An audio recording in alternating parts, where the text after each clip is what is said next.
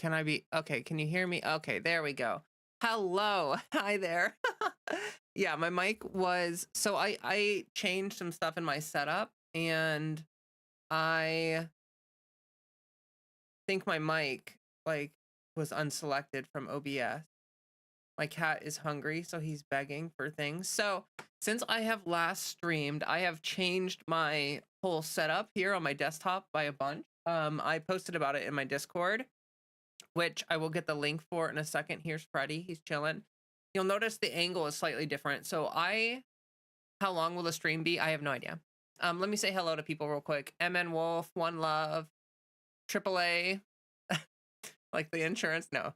Potato, Lady Vaporeon, Simmons, Alex. Yeah. So, hello everybody. I have changed things. I got an ultra wide monitor and I got it from a college kid who was selling it for like 60% off of the retail price, and it's the fanciest monitor I've ever had in my entire life. It's so awesome. Also, so like my monitor that used to have like my stream preview and OBS and everything used to be like, I used to have just two monitors that were in front of me, but now I have one that's like on an arm above my ultra wide monitor. And so when I look at stream preview or when I look at chat, I actually have to look like up now. So I look, you guys are up here. I can't really show it probably because like there's my monitor. Okay, you can kind of see the ultra wide and then you can see the other monitor. So it's taking some getting used to. It's actually helping me realize how terrible my posture was. And is, I mean, and not was. There's no past tense to that. It's still not great. So my posture is not great. And yeah, it's kind of like it's having to look up is making me realize like if I slouch, it actually kind of hurts my neck. And so then it's like a constant reminder to like to not slouch as much. So yeah, anyway, I'm here. You're all here. Thank you for being here. We are living through a hostile government takeover. That is what is going on. And we're just trying to figure out how to get through it. Alex, $500 for that monitor was a total steal. Yeah, it's OLED. It's 240 hertz. It's like, it's crazy. It's like so good. It's so good. Hope you're doing great. Watch more Full Metal. Love Full Metal, especially Brotherhood. Well, I haven't seen the original series. I've only seen Brotherhood, but I love Brotherhood. It's one of my favorite, if not my favorite animes. Or it's one of my favorite, if not my favorite anime. Not plural. You know what I mean? Anyway, so I'm here. My cat is starving, by the way. I will probably need to feed him at some point really quickly. I'm gonna wait probably like another 30 minutes or so at least. I fed him. I'm trying to change his feeding time, so I have to keep like moving it by like 30-minute increments, because if I move it any later than that, obviously he goes a little bit bonkers. He loves his food. Freddy is a chunky boy. If you have been to the stream before, then you know that he has some butt issues where he's got a very upset digestive system and he struggles with that. So we have him on some new medicine. All right, I don't know who we is. Me, I have him on some new medicine. So it seems to be helping, but we shall see over time if it resolves the issue. I don't really know. I'm probably going to have to take him to the vet again soon, even though they haven't really been able to help me before. I just keep hoping that maybe I'll get lucky and get like someone who knows a little bit more about this stuff or something. But yeah, pretty much every time I've taken him to the vet for his upset tummy, they're just like, I don't know. He's on really good food. It's just, yeah, it's a thing. So cats go ballistic when you mess with their food. Yeah, cats are very ritualistic. Like, it's kind of funny because like people kind of view cats as like these very chaotic entities, but cats are very like, they love their routine. Like cats love having a routine. And if you mess with that routine, it makes them feel very stressed out and uncomfortable. I have a little bit of tea today. I'm sipping on some tea. Just some there's like there must be a hole in my straw or something because it's like making a weird noise.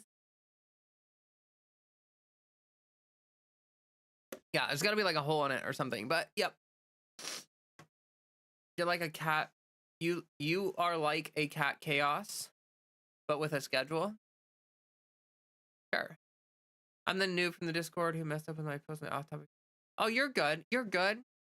It's okay, Spencer. It happens. I just wanted to, just make sure that a spoiler tag got put on there, and because you didn't respond, which is okay. I get that you were busy. We just had to remove the post.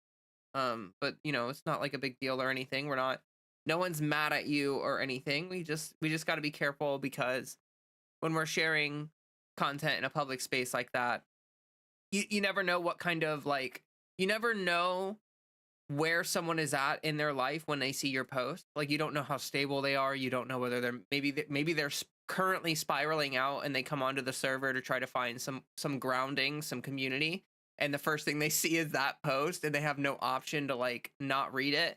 Then that can cause some issues for people. Like, they could they could see that and it could make them spiral out even worse. And especially during this time period, we have to make sure that we are conscious about how we speak about everything that's going on, and how things are bad enough without the hyperbole. And I'm not saying what you were sharing was hyperbole, but I see a lot of hyperbole in our community. I see a lot of people who are very concerned, rightfully so, but then they you just keep going in the negative direction until you're talking about things that are really dark and really scary, and it makes things sound hopeless, and it makes it sound like things will never get better, and all these other things. And we got to be careful about that, because again, you have no idea where someone is at when they interact with you or in a public forum. Like, you just don't know where people are at that current moment, and you don't want to be to put it lightly, you don't want to be the straw that breaks the camel's back, if that makes sense. Like, you don't want to be the reason why someone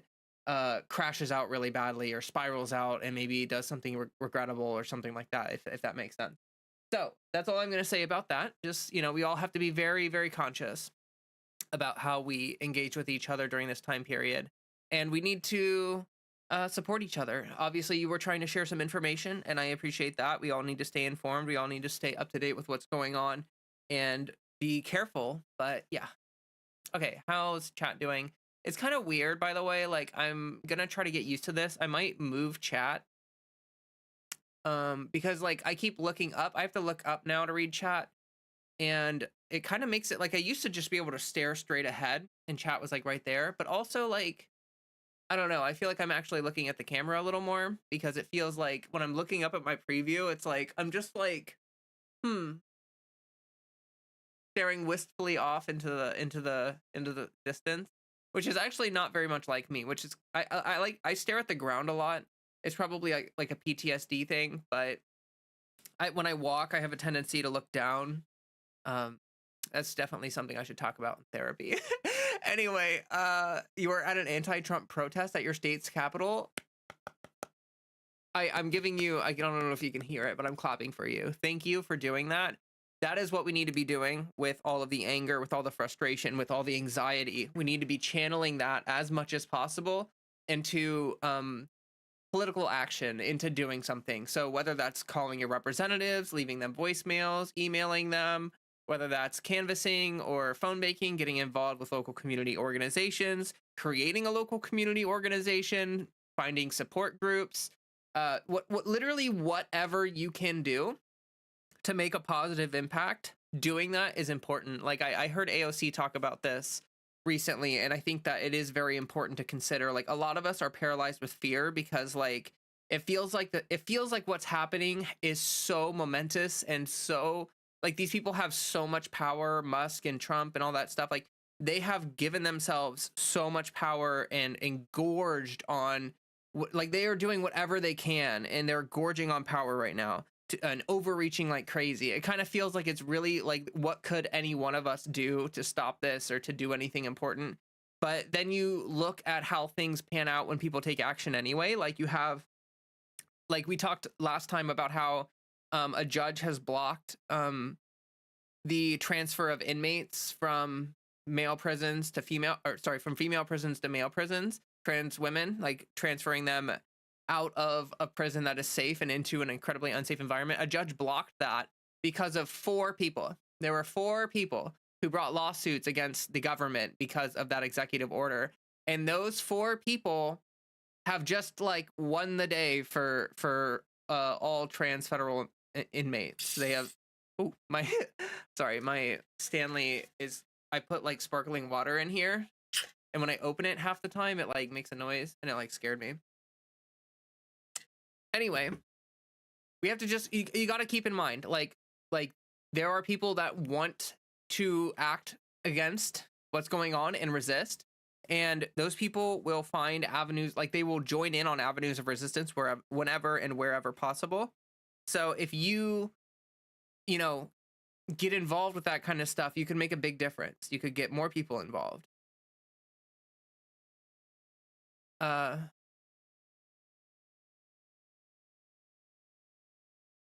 Puppy doll, love your cardigan. It's very cute. Thank you. Yeah, I was kind of cold, but now I'm kind of warm, so I'm probably gonna take it off. Love your threads, friend. Seems like I've known you for a long time. Yeah, I've been posting on threads for quite a while, although lately I've been posting on social media less. Like I've been posting on, like I've been doing YouTube more, and I've been doing like daily posts. I haven't really done a daily post on threads or Instagram or anything for like a while now. Actually, it's probably been maybe a month or something at this point, and I just don't have the energy to keep it up. I don't have the spoons for it. I'll be honest, doing YouTube and working a full-time job is a lot for me, and it's really hard to keep up with life, to keep up with work, to keep up with everything.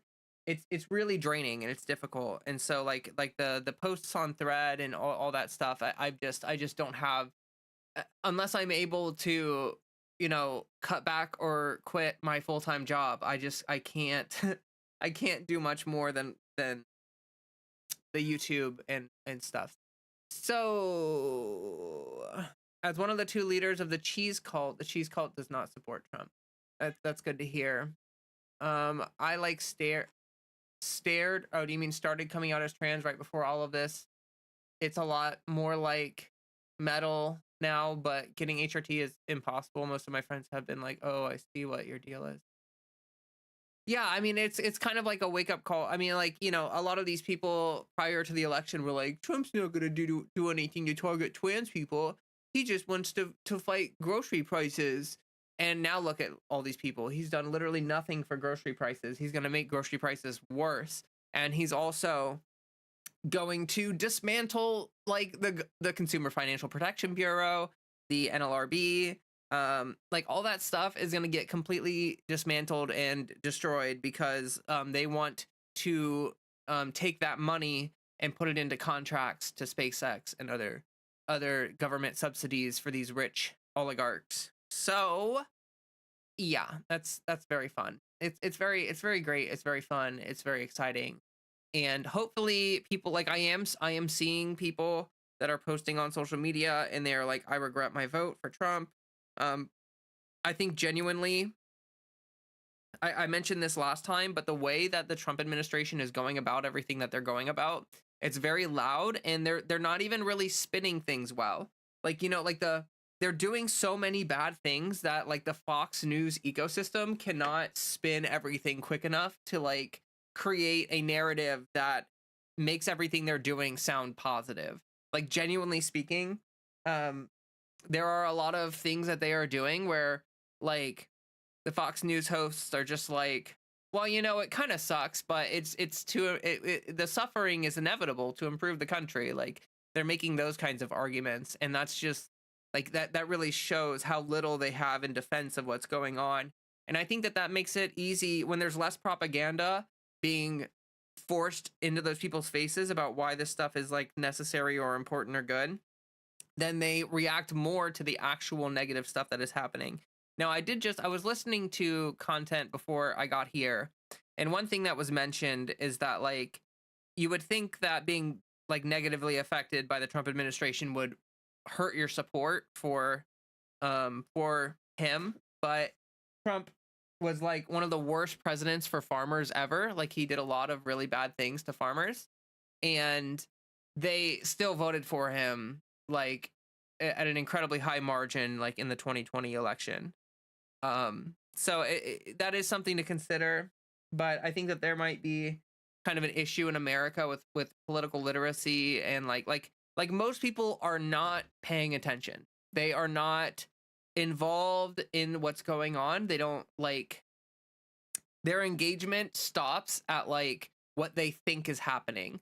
And maybe they hear something like briefly like on their news feed, or like in a passing glance while walking out the door and the news is playing or something. But most people are just so disengaged and so ignorant as to what is actually going on, that I think that you kind of run into a problem with the lack of media literacy, the lack of critical thinking, the lack of all that stuff, where like, are these people even connecting the dots that their lives getting worse is because of the big orange man? Like, do they actively know that and recognize that, or what?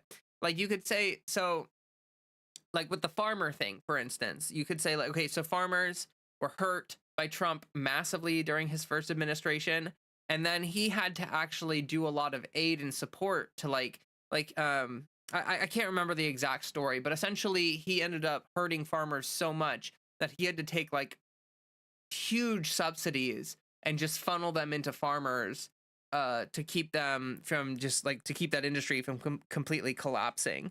And what I kind of wonder about that is that maybe the farmers uh like they remember being hurt, but then they remember Trump like funneling money at them to try to like keep them from, dying. And maybe they feel like he was trying to help them or something. I don't know. We don't know. We don't know.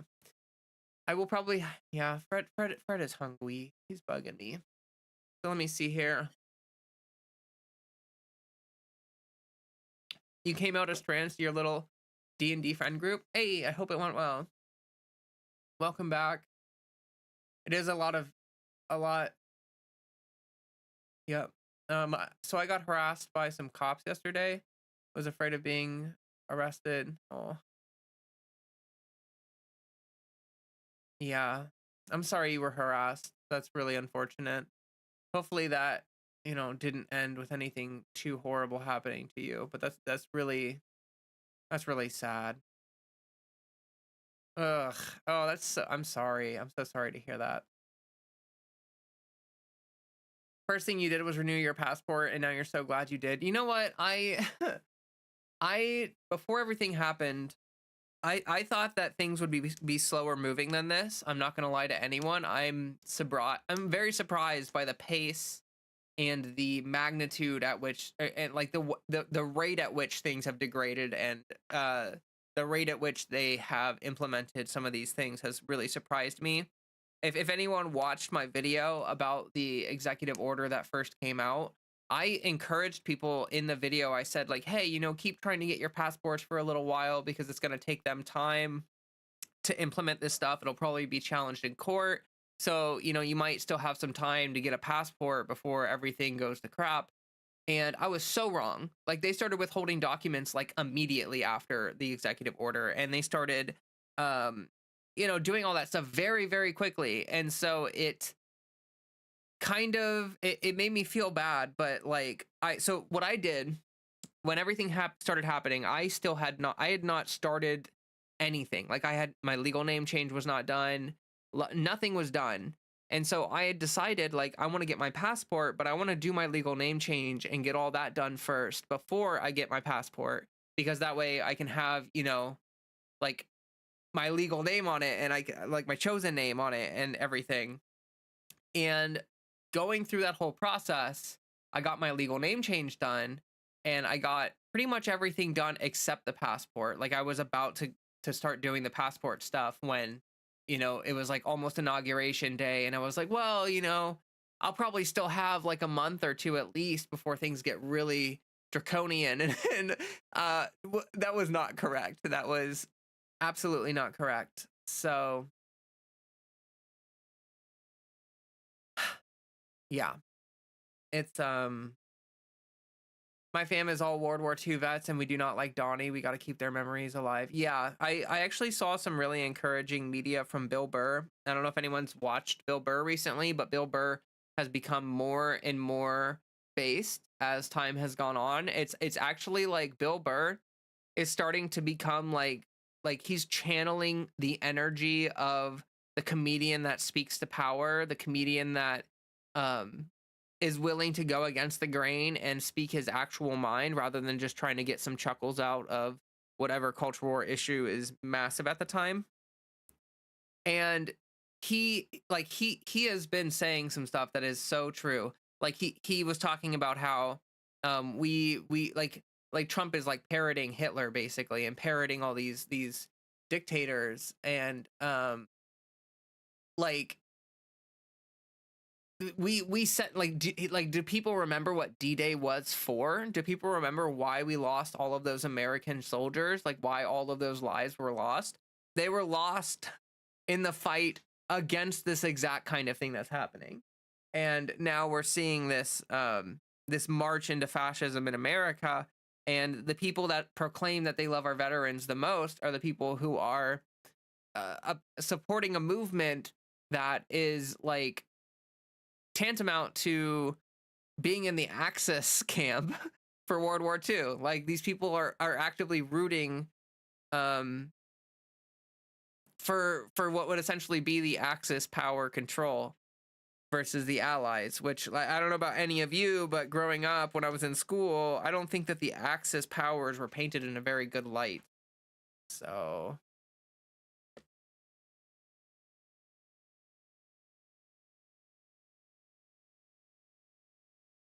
AOC plus Bill Burr for the Democratic ticket in 2028. Um, yeah, I wish AOC had that kind of pull and political power, but she doesn't. So I don't know. I mean, I like AOC, but you know, she has been rejected by the party powers in her quest for power. Like they have just essentially roadblocked her every step of the way. I mean, if there was anything in the executive had heavy control over, it would have been something like documentation. Well, okay, yeah. I mean, sure, but that's like what I'm saying. I'm not saying that they didn't have the right or power or whatever ability to do it. It's just that like I didn't think that they would be doing. I didn't think everything would be happening at such a rapid pace. Is what I'm saying. I kind of expected things to move at a like a less quick pace, essentially.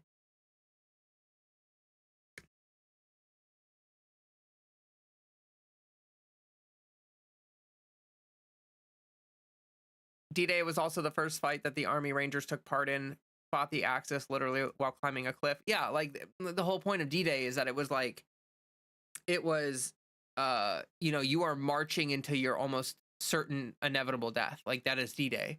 And the point is that you're doing that anyway because the evil that you are fighting is like it's like the noble sacrifice thing of the soldier. Like it's like they know that what they're about to do will likely end in their demise, but they have to do it because the alternative is to let evil exist that is so evil that you know it's like that was the whole point of World War II apparently. But I think a lot of people have forgotten that. They have forgotten the message of the time from that era, and it's really unfortunate actually. It is super unfortunate. So when you try to open their eyes, MAGA screams, "How dare you tell me what to do with my eye?" They're completely opposed to criticism, even when they're doing shit like this. It's crazy. Yeah, I think it's funny listening to like if you listen to Fox News and you listen to them try to spin the stuff that they're doing, half the time they don't even really spin it anymore. They just come right out and say, like I was watching some stuff about Eric Adams, and like there are clips of people being like, yeah, so this stuff with Eric Adams is literally just quid pro quo. Like Fred, you there's no room on my lap for you. There's no room. No room on my lap. Okay? No room. None. Yeah, lay your stinky butt down and wait for your dinner. He's a goober. You guys see that goober? You see that little goober down there? He's a hungry goober. He's got to wait like at least 10 more minutes and then I'll feed him. If he can wait 10 more minutes, then that will be good. Yes, kitty. Yes, they somehow bypass the proverbial bureaucratic red tape. Well, I think that like it is the idea that like they are just doing things so quickly and with such conviction that like actually I have to admit I watched Jon Stewart's podcast because I think it kind of gives you a he's been doing some interesting interviews lately and I sometimes I get stuff out of it. Sometimes it's kind of disillusioning. Like Jon Stewart can be pretty based at times, but sometimes his privilege gets to him and you realize that like he doesn't necessarily understand things, the stakes. Like he's been so wealthy for so long that he doesn't recognize the stakes as consequential as they are. Um it's sort of to him it just sort of feels like it's like the same fight that has been happening continuing, even though this is like definitely different.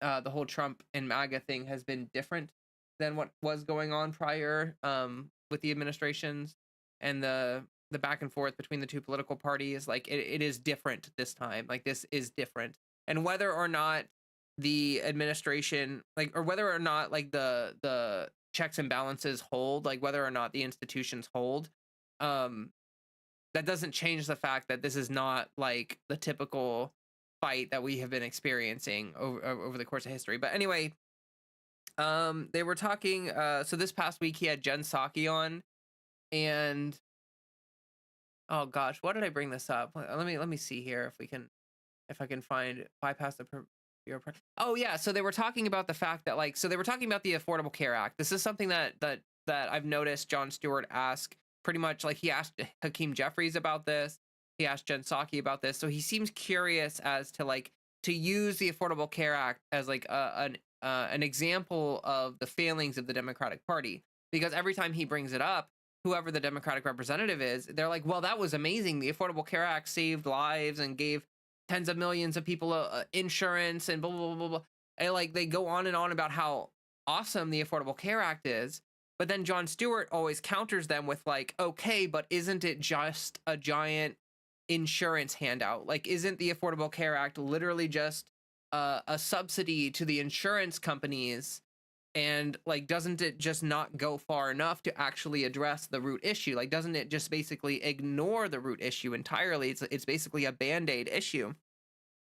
And every time he says that, the person that he's engaging with always comes back with, well, but that's, the Affordable Care Act was all Obama could do. Like the reason why there was no public option, the reason why they never got further left with that idea is because they thought that this was the version of something that would actually pass. And not, and it's like the whole argument of like, don't let the perfect be the enemy of the good.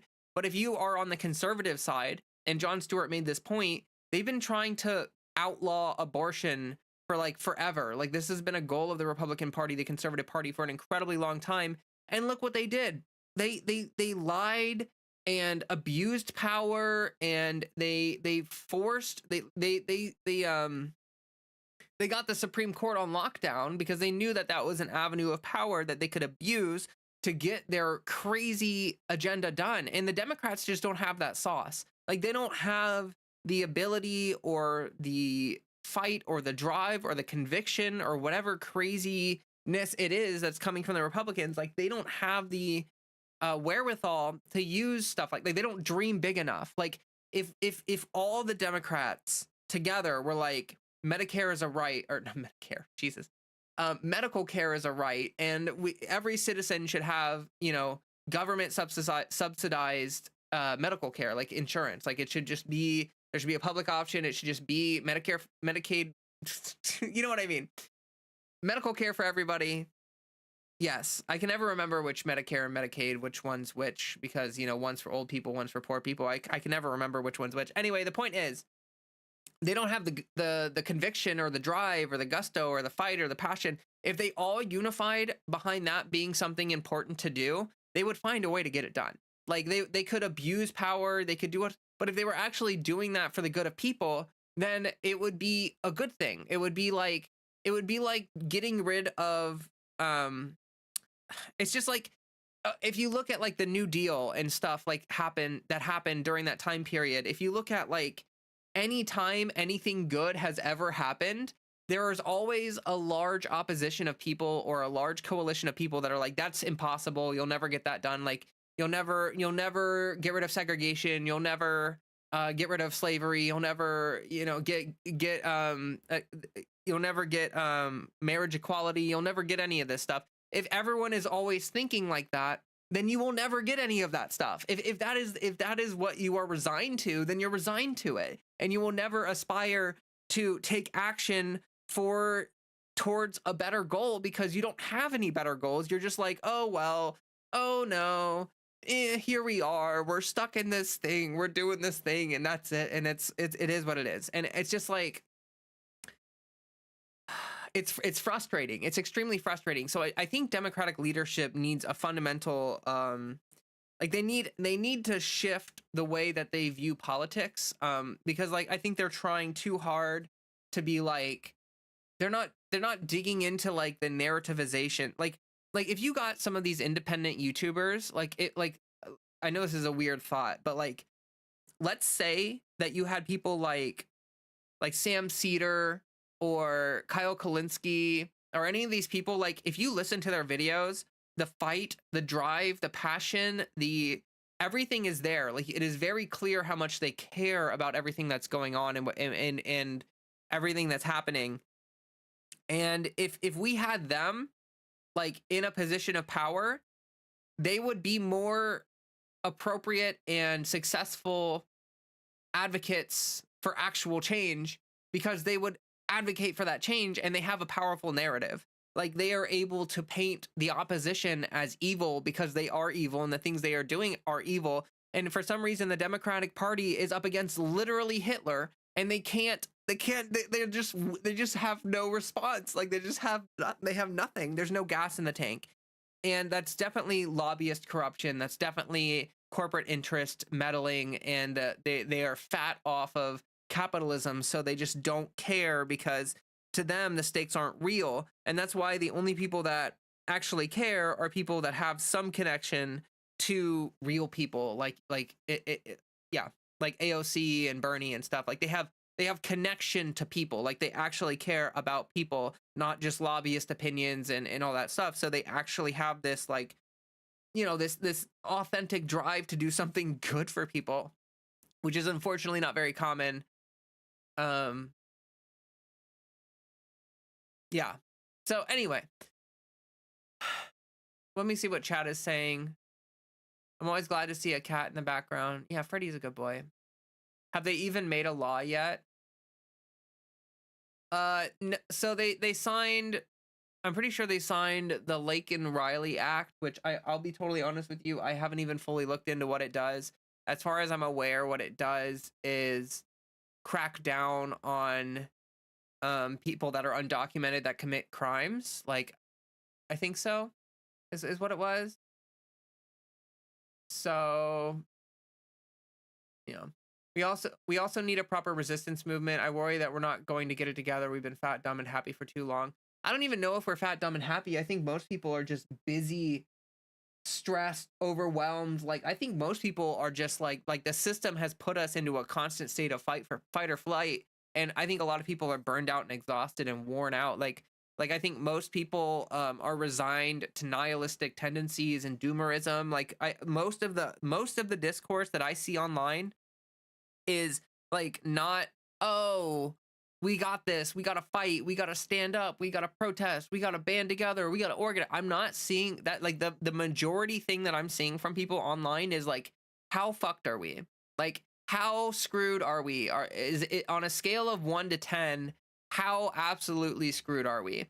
And I like that is sort of just an acceptance of like, oh, this is going to happen now, which is not the kind of thing, not the kind of energy that we were experiencing during 2016. And I think people just like Trump has been around for so long. I think it has actually created this effect where it feels like he's never going to go away, and it feels like he's this permanent figure. It feels like the Republican Party will always be about Trump. It feels like he is inevitable. And so like I'm not even hearing people like it's just I'm not seeing commonly enough people willing to channel the energy.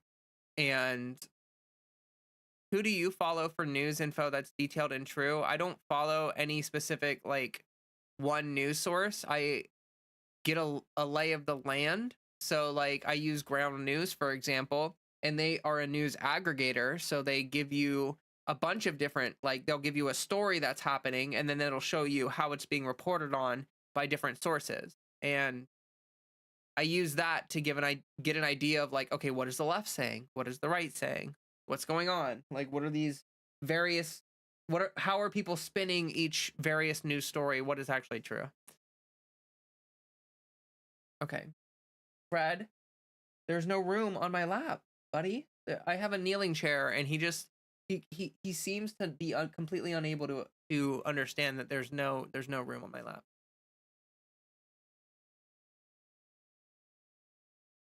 When I was on Bernie Sanders' campaign, there was so much positive energy, and after he lost the primary to Joe, it took so much wind out of the sail of motivation. I feel that. He wants to cuddle you. Yeah, he does. He's also very hungry, so he's doing the thing where he thinks if he's super affectionate towards me, that I'm gonna feed him sooner. So that's sort of like that is his goal right now. Um, but yeah, I do agree that Bernie Sanders getting completely screwed over by the Democratic Party was a big blow to a lot of people, and it made people feel like things are pointless. And I have to be real with you, like um establishment pressure and traditionalism and decorum and all of these things will fight against progressive instincts. Like all of these things will ward against progress. But like that's sort of the point, right? Like again, it comes back to this like naive idealism where people tend to think like, oh, we're not going to be able to resist the massive amount of establishment pressure, and therefore like we can't get anything we want done. But you have to maintain a level of naive idealism where you're like, but we're gonna fight for it anyway, because by the like literally the point of the establishment pressure and the point of the like feeling discouraged is the entire point of a lot of these movements to prevent progressive progress. It's literally the point to make you feel like it's not possible, so you don't even try. Like that is the reason why. So you need to, you know, you need to resist that feeling. You need to resist the whole nothing is ever going to get better feeling, because it has been getting better. And that is honestly even with a real lack of leftist organizing. Like think about how far social progress has come, even with the left wing being as disorganized and as um like I feel like the left wing does a really bad job of organizing and banding together under a single message, or even just messaging in general. Like I feel like in general the left has kind of sucked for a long time, been really ineffectual, been really spineless, and yet social progress is still chugging along. It's still going pretty hard. Like we are at a point of acceptance that is positive for the community. It's just that, like, you know, there's obviously some pushback happening right now socially, and things are getting worse because there's like we talked about the extinction burst thing I think last time, where essentially a lot of these people who have these bigoted beliefs and have these they're now they are unpopular positions. Like it used to be extremely normal and common for people to just like be severely transphobic, and I was even alive during this time, so it's within my life. Like it's a time period that I remember. But people were very cruel. They were very openly crass and mean and judgmental, and they like all of that stuff has become less and less popular, to the point where people that used to be able to just be openly bigoted and really vitriolic and disgusting are meeting pushback on in their everyday life. They're meeting pushback everywhere they go, and it's making those people feel like their way of viewing the world is dying out. And that is giving them a level of fight and a level of um like they believe that like this is the fight of their life. Like that's actually one thing I've been thinking about a lot, is that the Democrats really screwed up by making Trump like he really needed to win. If Trump didn't win, his life would have been a complete and total hellscape for the rest of his life. Like he would have been completely ruined if he had lost.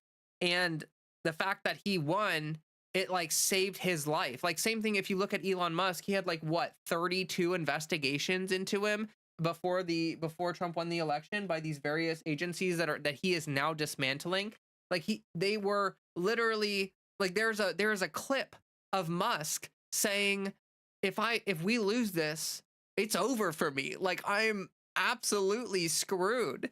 And he meant that. And I think that's one of the reasons why they won, is because the fight was so important to them, but to the Democrats, it never mattered.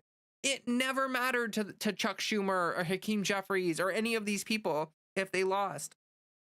Like when Kamala Harris lost and she gave the speech like right after, where she was like, when it's the darkest in the sky, that's when you can see the stars the brightest. Like that made me want to slam my head into a freaking wall, because it's like basically saying, well, we tried to stop the authoritarian fascist takeover of our country, but now at least the good things will seem better because we're going to be so miserable. And it's like it makes me want to vomit and scream and slam my head into a wall all at the same time, because it's disgusting. It's disgusting. Like you basically just admit that you never cared and that it never mattered to you. Meanwhile, the other side are literally fighting for their future existence. And so it's frustrating. Hello, Andrew.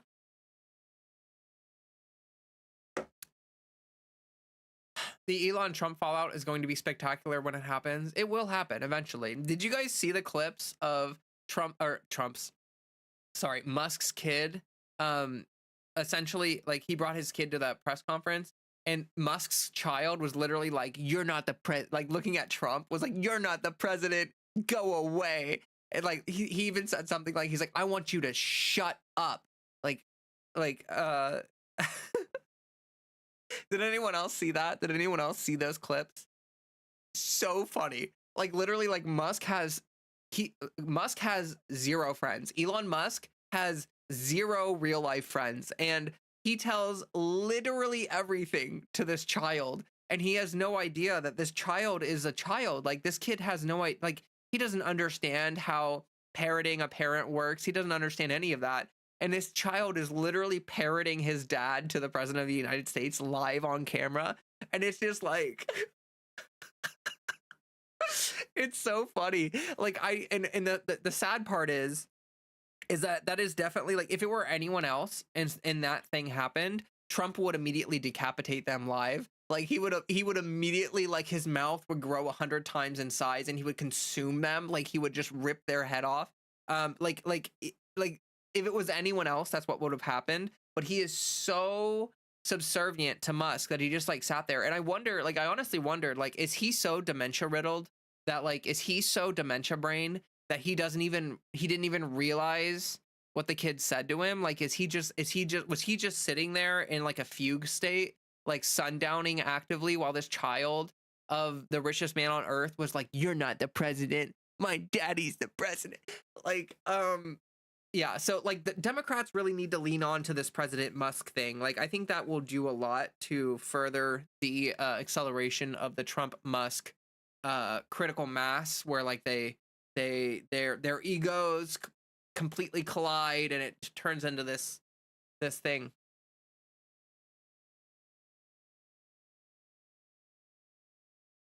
when I was watching the clips, I was just reminded of that meme voice that goes beta. Yeah. Literally. Yeah, I can't remember that guy's name. That guy who's like he's like a secret gay guy who like hits on young kids. What is it? It's not, is it Jesse Lee? What is his name? I can't remember his name. But that guy that's like a beta male, like that guy. Don't ever ask me to do that impression ever again. But it was so weird to see him in the Oval Office at all. Yeah, literally standing behind the Resolute desk like this while Trump is just sitting there like the most dejected man alive. Like, I am simply an orange man. That is all I am.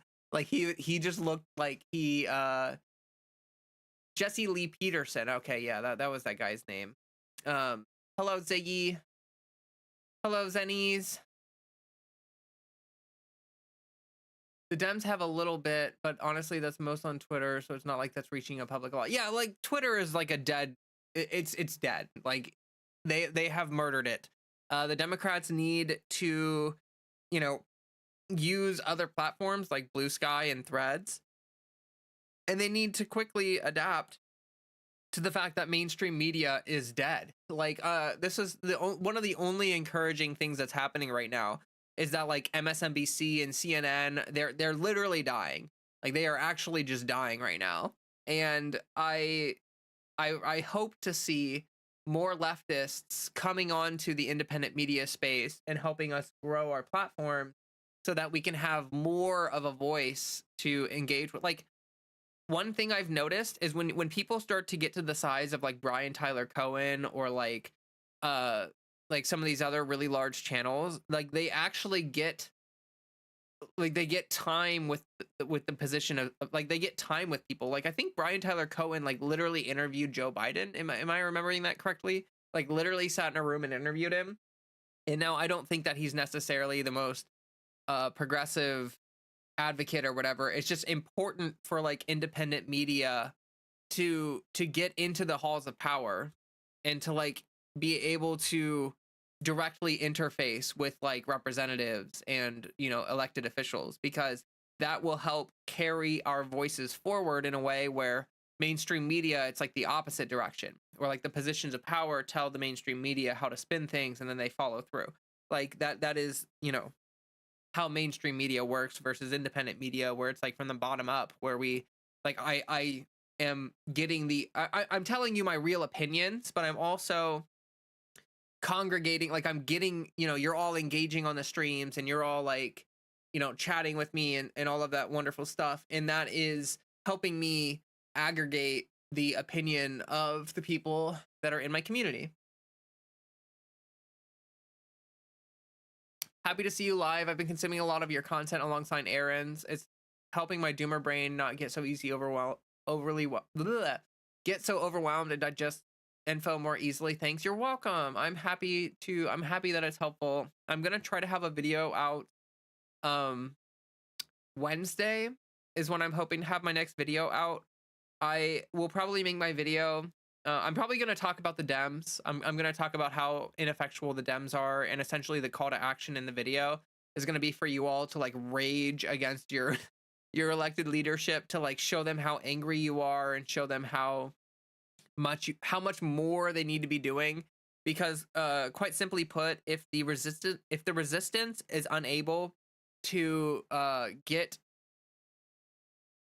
like if we're unable to get our narrative into the halls of power, like if we only have like 2 senators or 3 or 4 senators who are like saying the things that need to be said, it's not good. We need people to we really need people to activate their elected officials. It is very hard to not feel doom. I understand that, and it is quite, you know, it's a very distressing time, and I think that everyone should take the time they need to process the emotions they're going through. But like we need to you need to catalyze your negative emotions into something. Like one of the worst instincts that I see on the left is this whole like nihilistic doom spiral that a lot of leftists fall into, where we've talked about it before.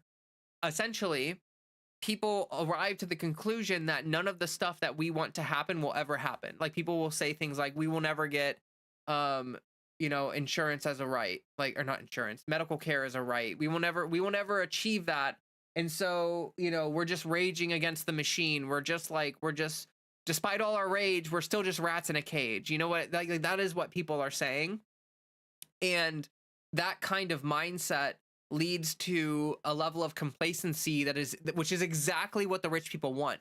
Like, the rich, like unelected bureaucrats, the billionaires, the oligarchs, they want you to feel completely screwed over. They want you to feel like nothing you do is ever going to change anything. And for that reason, you just never do anything to try and change anything. You're making it easy for them. You're literally like getting out on your knees, and you're like, okay, Trump, okay, Musk, here, let me line it up for you real quick. Right here, just go right ahead. Like, that's what you're doing. That's essentially how, not you, I'm sorry, I'm not trying to necessarily call you out, but like these people on the left that I'm raging against right now, like the people that tend to just fall into a black pill spiral and they never recover from it. Like, those are like the people that behave like that. They're terminally online and they do absolutely nothing to further our cause. Like, I'm here, I'm live right now. I've been ranting for like an hour straight because I'm channeling my energy into like trying to help inform you people and try to help, get everyone on the same page, and trying to convince people to organize, and trying to convince people to contact their representatives, and trying to convince people to do everything that they can. And that's me channeling my negative feelings. Like, this is the thing that keeps me from feeling like it's the end, right? Like, this is the thing that helps me feel like there's a future. Like, this is not just for all of you. This is also for me, because when I come away from a stream and I feel like people are engaging, like people are telling me like, oh, your content has helped me a lot. People have like, like when people tell me stuff like that, it helps me realize that like I am doing something. I am doing something, right? And that's good. Like, that's what you need to do. If you are doing nothing to better things right now, then I understand why you might feel disaffected, and you might feel like nothing's going to change, and you might feel like nothing you do matters, because you're not doing anything that matters. And I'm sorry to sound like that. Like, I'm not trying to tell people that like they're not doing oh, I just peeked a little bit. But like, I'm not trying to be like a bitch or anything, but you know what I mean? Like, I'm just trying to let people know that like we need to fight with every fiber of our being this like black pill instinct. Like, we need to reject black pill, and like we need to like we need to we need to pull ourselves up by our bootstraps. And I'm kind of kidding there. Like, like, obviously take the time you need to process the feelings that you're having, and obviously like make sure that you maintain a self-care ritual so that you can like you can process these emotions in a healthy way. But you need to come through the other side of processing your feelings with some kind of conviction. You need to feel like there is an avenue of resistance. Like, you need to remember that like it has been worse, not necessarily in this same exact way, but things have been really bad in the past, and people were still able to muster up the strength and the conviction to do something about it. Okay. Fight for your right to party, for real. Resist, reclaim, rebuild.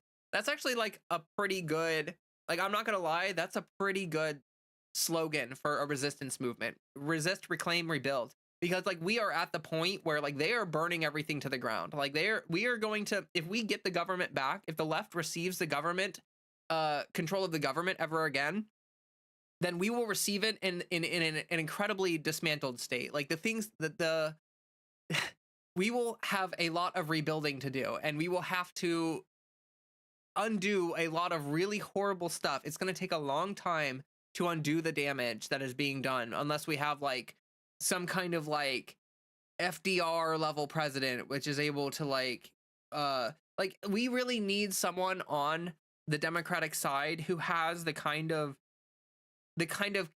charisma and the kind of narrative ability to bring the whole party power together and the weight of every leftist in this country like at their back. Like we need someone who can actually do that, that can give passion to the fight, that can bring a voice to the table that's clear and concise and powerful and meaningful and like touches like reaches the core issues that people are worried about.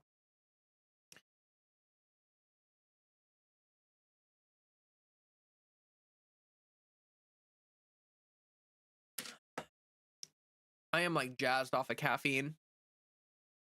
I normally drink 2 glasses of tea a day. This is my third glass of tea. So, I really took advantage of those free refills. Like drinks are expensive nowadays. Like it's crazy. They charge you like $3 for a drink and it's like, well, I need to drink at least 17 of those to make it worth it. So, you know, that's just something I got to say real quick. So, need to finish up your painting the Fuhrer Trump portrait. Ooh, I actually can't wait to see that.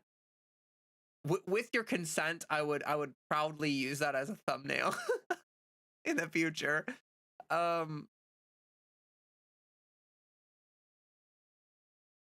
Going back to my previous point, the Reich in Germany years ago banned comedy against them because it damaged their strongman image. Yeah, yeah, that's why like I'm really scared for Bill Burr.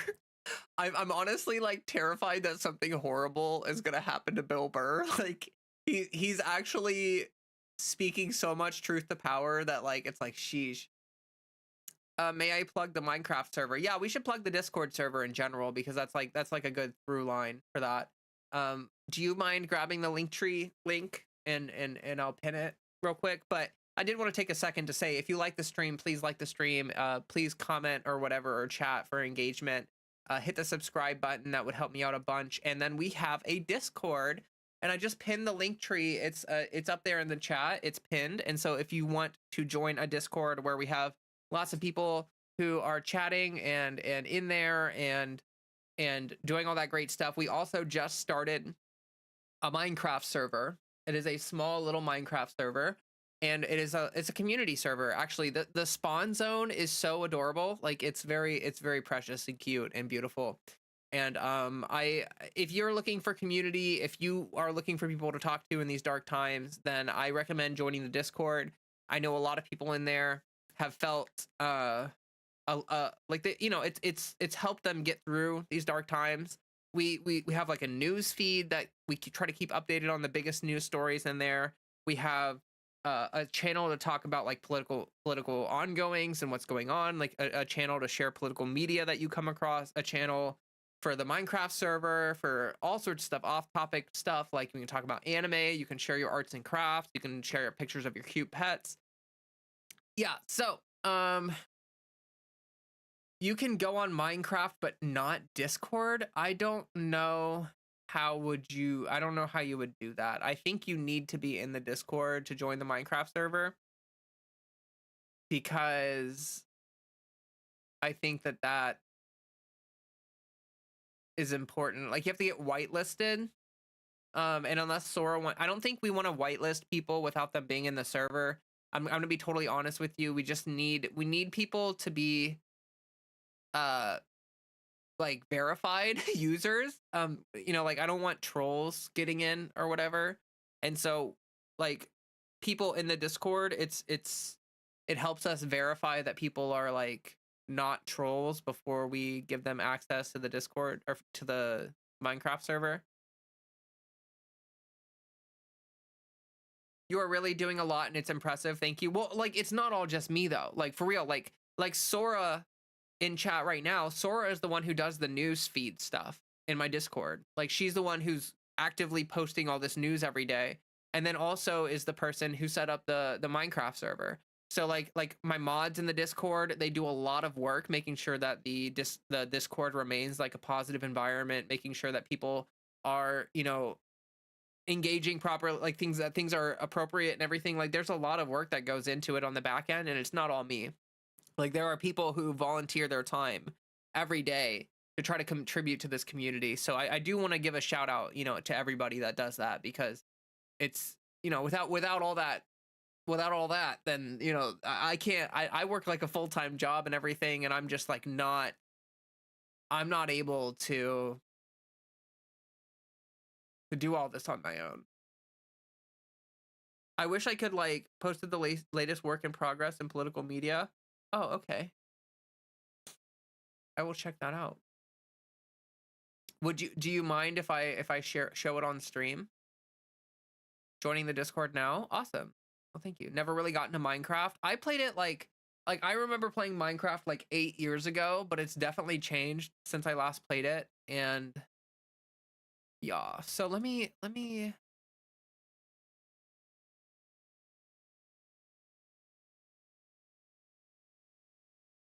wait, where did you Politico media. Political media. It's so weird to like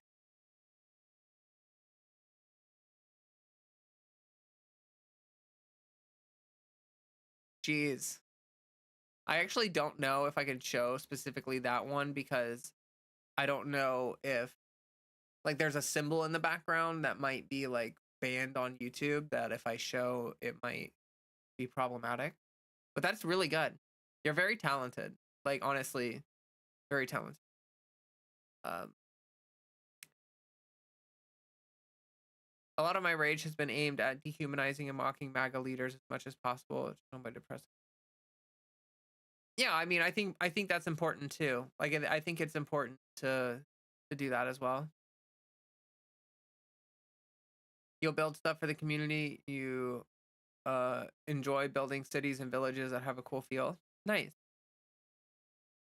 White ring YouTubers in a nutshell sees a pronoun option. Could we make a Google Doc that everyone can chill on? I don't know about that. That seems like a bad idea. I don't know why you have no access to Discord. I'm sorry. I just don't know if there's a way around that, to be honest. Like I don't know how we would moderate something like that. I don't know how we would I don't even know how that works. It doesn't sound secure. It doesn't sound like we can really safeguard against trolls. Have I ever played City Skylines? No, I'm not really into like city building, sim building stuff. You're the only YouTuber that talks politics that I trust not to be a doom pimp. It means a bunch. I've never heard that term before, but that is there are very many YouTubers who are very much that. I can agree with that. That is it's incentivized in the job, like they incentivize you to be as hyperbolic as possible because it gets the clicks, but I am trying to maintain as much integrity as I can. Like I really try not to clickbait too much. Like yeah, I you gotta make your titles grabby, but I try to make sure that my titles are relevant to the content that's in the video. Like it's not like a random title that says like this is the end of democracy, and then it's just like Ryan Tyler Cohen talking to some random senator who's like, yeah, so like things suck, I guess. And you know what I mean? Like I've been really frustrated lately by some of the bigger left-wing channels because I understand that they're trying to grab the attention of disaffected viewers from like MSNBC and CNN and stuff, and that stuff is really effective. But it's just really annoying to see some of these bigger channels like all of their titles of their videos have no like they don't give you any idea of what the actual content of the video is going to be. And yeah, Brian does tend to clickbait with his titles. Elon's worst nightmare, and it's just like nothing. Yeah, it's like one. Like I remember he put out a video recently, and it was like there's a major fracture in the Trump camp or something, and it was like one judge or lawyer or something from like one state, like a local official who was like, hey, I don't really think that this Trump guy is doing everything the right way and stuff. Like it was like the most meager, like flaccid thing in the entire world. And he was painting it as if it was like one of his cabinet members had like threatened to resign or something. And it's like, it's just like we need, like, one thing I do think is that like left-wing messaging has to get better at like if we continue to do the whole bombshell breaking blah blah blah blah blah, like that just makes people become desensitized. Like that just causes people to feel overwhelmed and then desensitized, and then they check out emotionally. And I don't think we want that. Like when something is breaking or actually a bombshell piece of news, we want it to hit like that. We want it to actually hit like that. And yeah. It pisses me off hearing Elon was trying to buy Dungeons and Dragons. That sucks. GURPS is better anyway. I'm just kidding. But I do like GURPS. But also, yeah, that sounds awful. I didn't hear anything about that. Right, that annoys the crap out of me, so I stopped watching his stuff. Yeah, like there's it's not, I don't know. Less clickbaity titles is part of why I appreciate Leisha Miller. I'm sorry if I'm saying that name wrong, by the way. And Legal Eagle. Although sometimes Legal Eagle can get clickbaity, I do agree that Legal Eagle is usually pretty okay with his titles. Like they're usually pretty accurate to the content of the video, although sometimes they are a little clickbaity. But like I think there's a difference between like a little clickbaity and like 100% like this is just a grabby title with no connection to reality.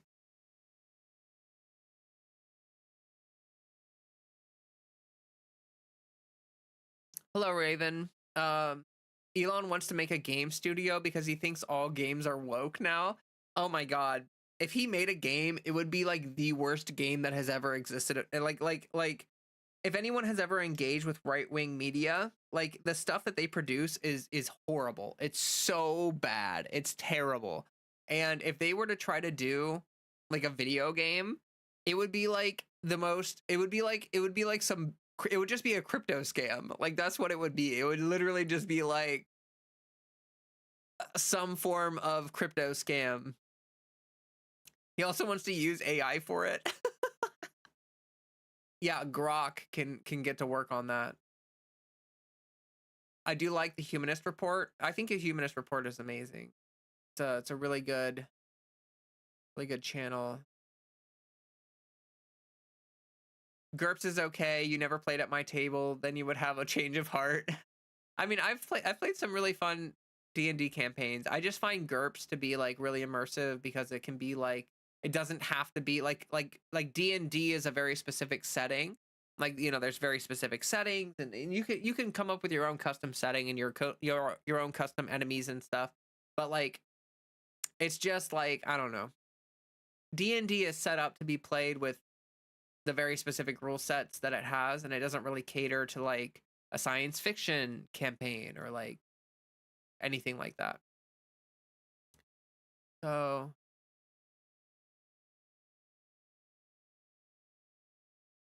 you would be playing as Donald Trump in this game, and you would you would be playing as Elon Musk, who has like a, what are those puppet string things? What are those things that puppeteers use where they like have the strings attached to those like wooden things, and they're like doing the thing with it? Like you would literally be playing Elon Musk, who's got like a Donald Trump puppet, and he would just be like dancing, and it would be like a rhythm game, but it would be really really dumb because like you would have to delay your inputs because like you would have to like a marionette, yeah, like the marionette things, you would have to like hit the button before the thing gets to the thing so that like you have enough time for the puppet to react to then, you know, it would just be like the worst game of all time. And you have to pay $5 to play. You have to buy a meme coin to play. And if and yeah.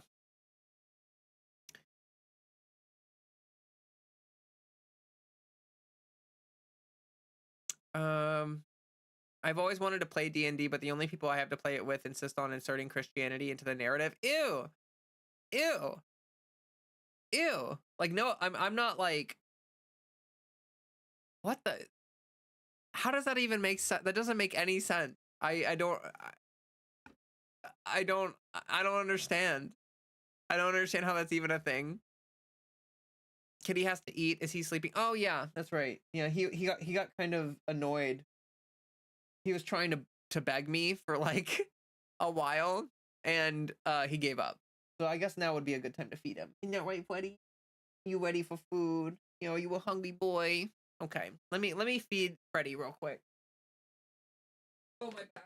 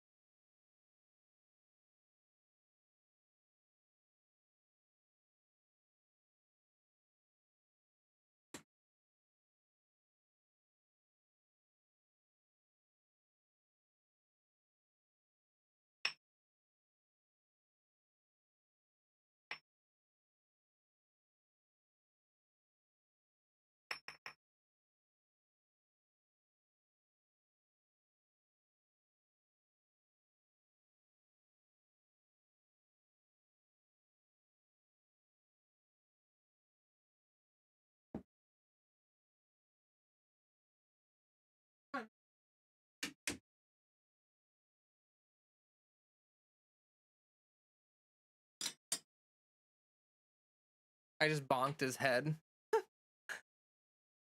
You thought the background was a picture?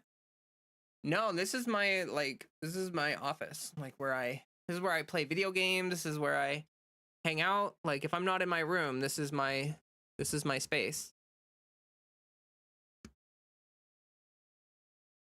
So now Freddy has his food. Started playing Baldur's Gate 3, which is the same route as D&D. Yeah, I mean it plays off of D&D rules, so.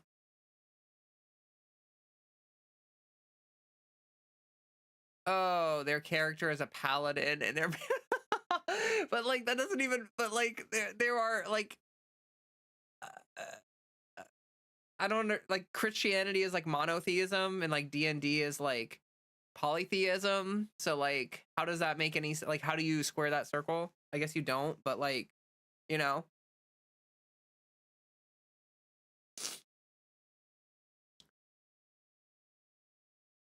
You write similar stories that are D&D themed, but haven't even played D&D. Well, that's cool.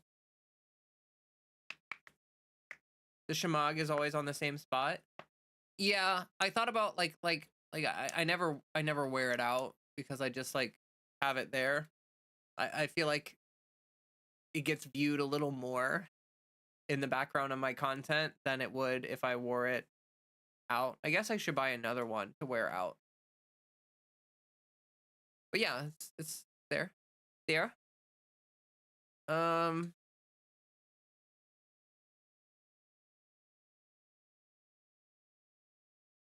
Wolfenstein is fun and we know why. Yeah.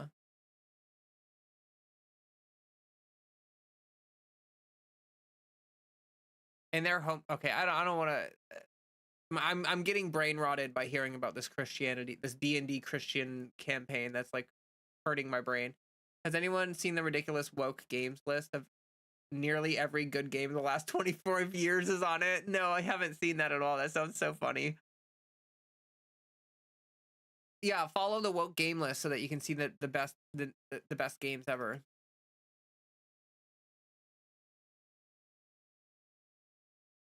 Isn't it funny how right-wing people say, oh, gay stuff and trans stuff shouldn't be forced on kids? The same exact people that love to force religion on people talk about hypocrisy. I mean, they're just liars because they're groomers. Like they are absolutely groomers.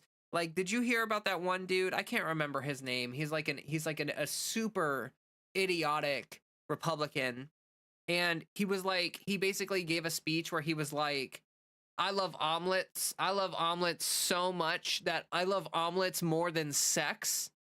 Like, bro, what? That's disgusting to just bring up to the American people. Like that's just like like they talk about like stay away from our kids and blah blah blah blah. You're making everything perverted and sexual. It's like you are the guys that randomly bring up sex and like groom your kids. And like if you look at like the cis hetero onesies Like you see like a little onesie for like an infant baby that says like lady killer or something like that. Like who are the people grooming that? Like what do you mean? Like I oh my god, I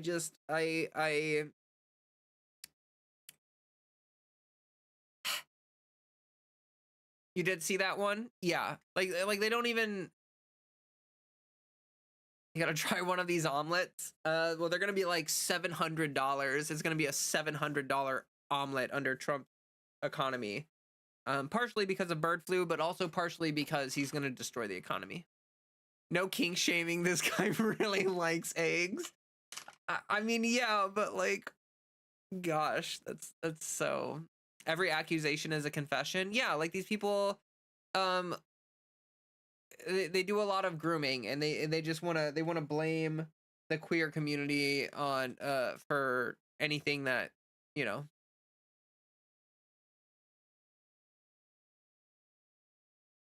That was Kennedy. I don't remember his like first name. I don't remember who he is, like what his name is, but I'll tell you to farm some I'd tell you to farm some chickens in your backyard, but yours got taken away by the city. Oh, that sucks. Hello to your kitty. Yeah, he's eating dinner back there.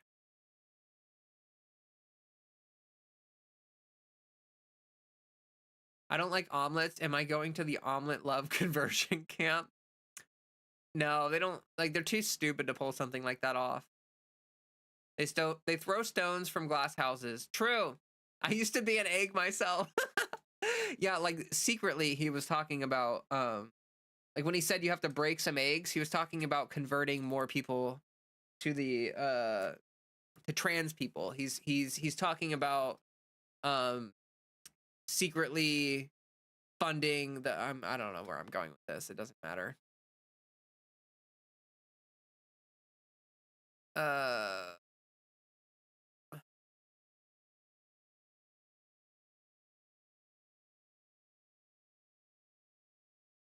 at least at least store brand are 450 instead of the name brand 650 price. I honestly I don't buy eggs. Like I don't really eat eggs at all. And so I have not been keeping up with the price increases on eggs. Like I honestly like I like eggs if it's with something. Like if it's with like if I make an omelet by itself, like literally just an egg omelet, disgusting. Like it makes me feel bad. It tastes bad. It's bad. But if I'm eating an omelet with like veggies and cheese and stuff on it, then it's delicious. Like it's really good. So I don't I don't know about yeah, I don't know about that. Greetings from Germany. I've discovered your channel a week ago. Through American politics, the world is a really crazy state right now, with the right even gaining popularity in Germany. I've been hearing about that. Actually, it's kind of interesting because I'm wondering what's going to happen around the world as the Trump administration continues. Like in Canada, the right wing party is losing momentum because the stuff that Trump is doing is directly hurting Canadians, and so there's like this mass nationalist movement in Canada where like they're boycotting US goods. They're really going nationalist, Canadian nationalist on the left, and it's causing the right wing to lose steam like in Canada because the right wing party in Canada is led by this guy who is essentially just parroting Trump. Like he's literally just like a Trump mini me, which is happening across the world. Like you have Malay in Argentina, you have all these leaders who see Trump and they're like, okay, I'm just gonna do literally that because it seems like it's working for him. And the problem with that is that like when Trump goes out of his way to screw up foreign policy, it's going to affect people in foreign nations in a way that it's not going to affect Americans. Like people in foreign countries are going to be pissed. It's going to hurt them a lot. And, like this nationalistic trend might work against the interests of the right wing parties that are developing in those countries. But we will see. We will see. This is President's Day, isn't it? Yes, it is President's Day. Happy President's Day. Only 3 more to go before the guy in Argentina, he's being arrested due to a crypto scam. I heard that he was being impeached. I heard that he tried to do the same thing that Trump did with the meme coin.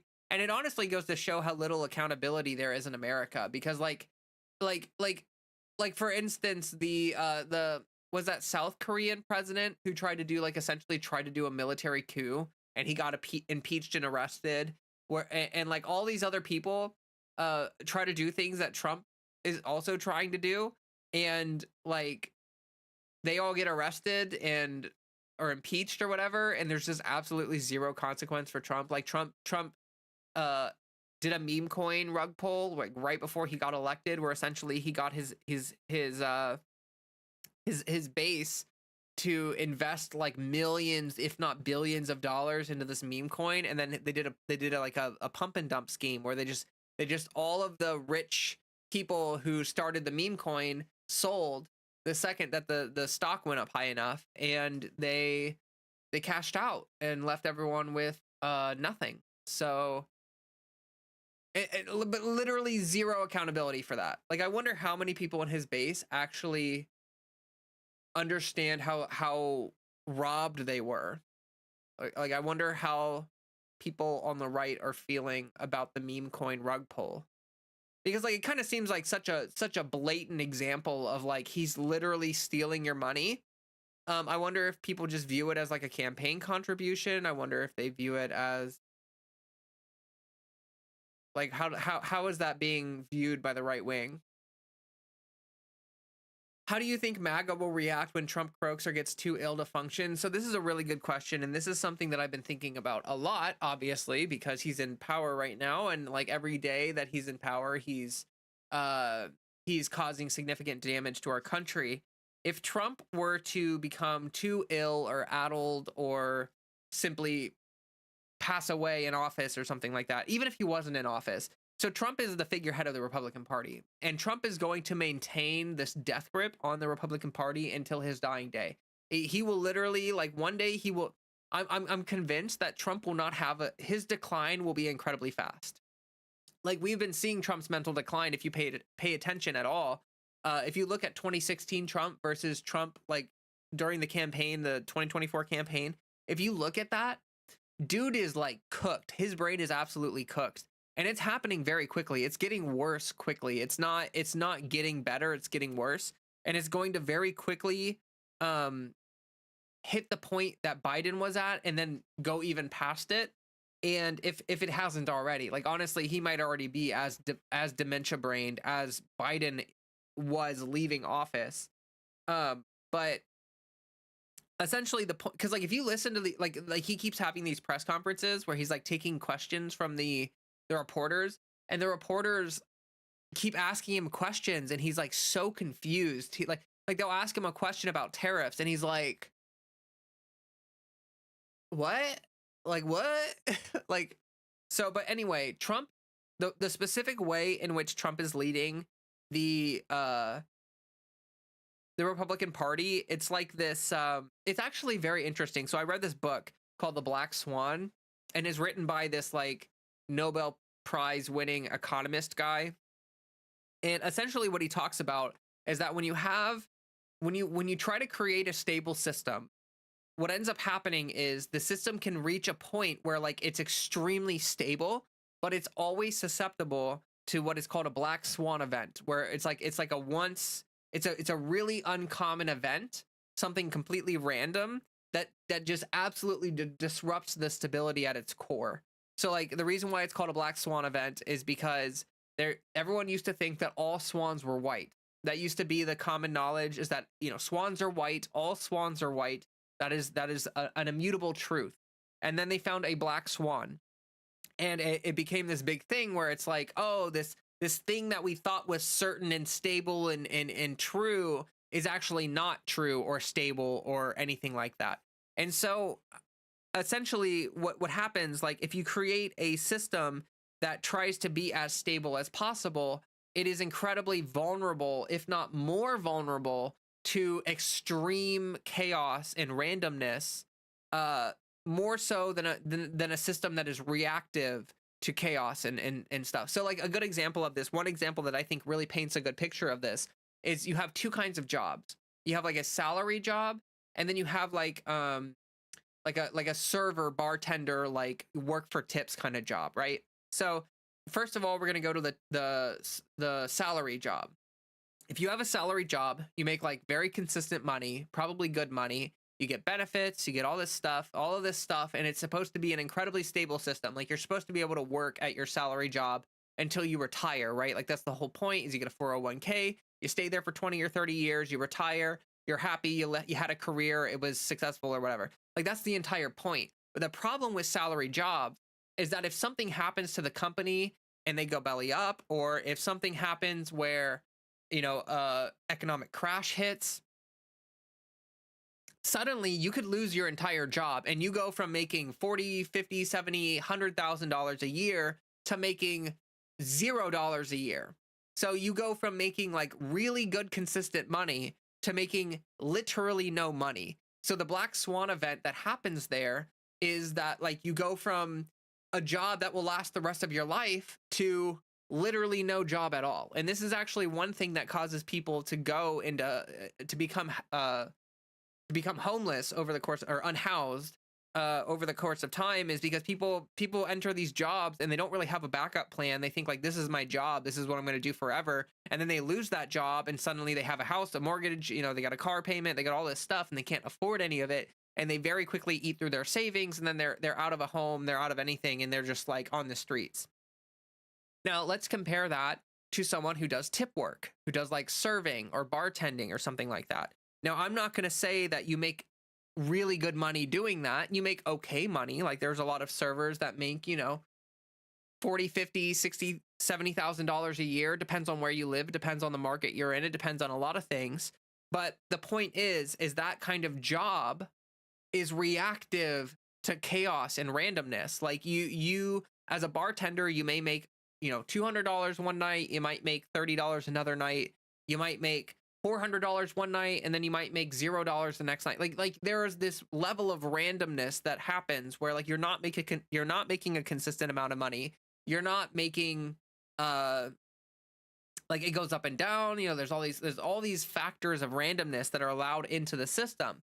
But the thing about being a server or a bartender is that job is transferable. Like you can just go to, like, let's say your bar closes, go to a different bar and get another job. You can quite easily do that, and usually they're looking for people, and you will end up, back into your business pretty quickly, and you'll end up again making like a random amount of money. But the thing about being a bartender or a server or a food worker or some kind of job like that, where you're not making necessarily a salary, but you're like, you're working for tips or you're doing whatever, is that like it's more reactive to randomness. So it's less likely that you'll have like a black swan event where like it's less likely that you will just be completely screwed, out of work, making $0, all that kind of stuff, because the job itself is built in a way that is reactive to randomness. I don't know if that makes sense at all. It's kind of like the idea of like, if you like traffic that's really close together, that's like super tight, like you may have traffic that's moving at a pretty good pace, but if it's bumper to bumper and one person crashes, then you have like total chaos. Everything is shut down. Everything is done. Like it's all like everything is a standstill. Versus if you have traffic where people are maintaining a certain distance and they're creating a system that is reactionary to potential chaos. If someone crashes, then you have like detours, you have ways of diverting the traffic, you have like people where, it doesn't create a multi-car pileup, and then people are able to, continue on their way and it's less impeded. So tips are from the Jim Crow era. I'm not saying that like tip work is great.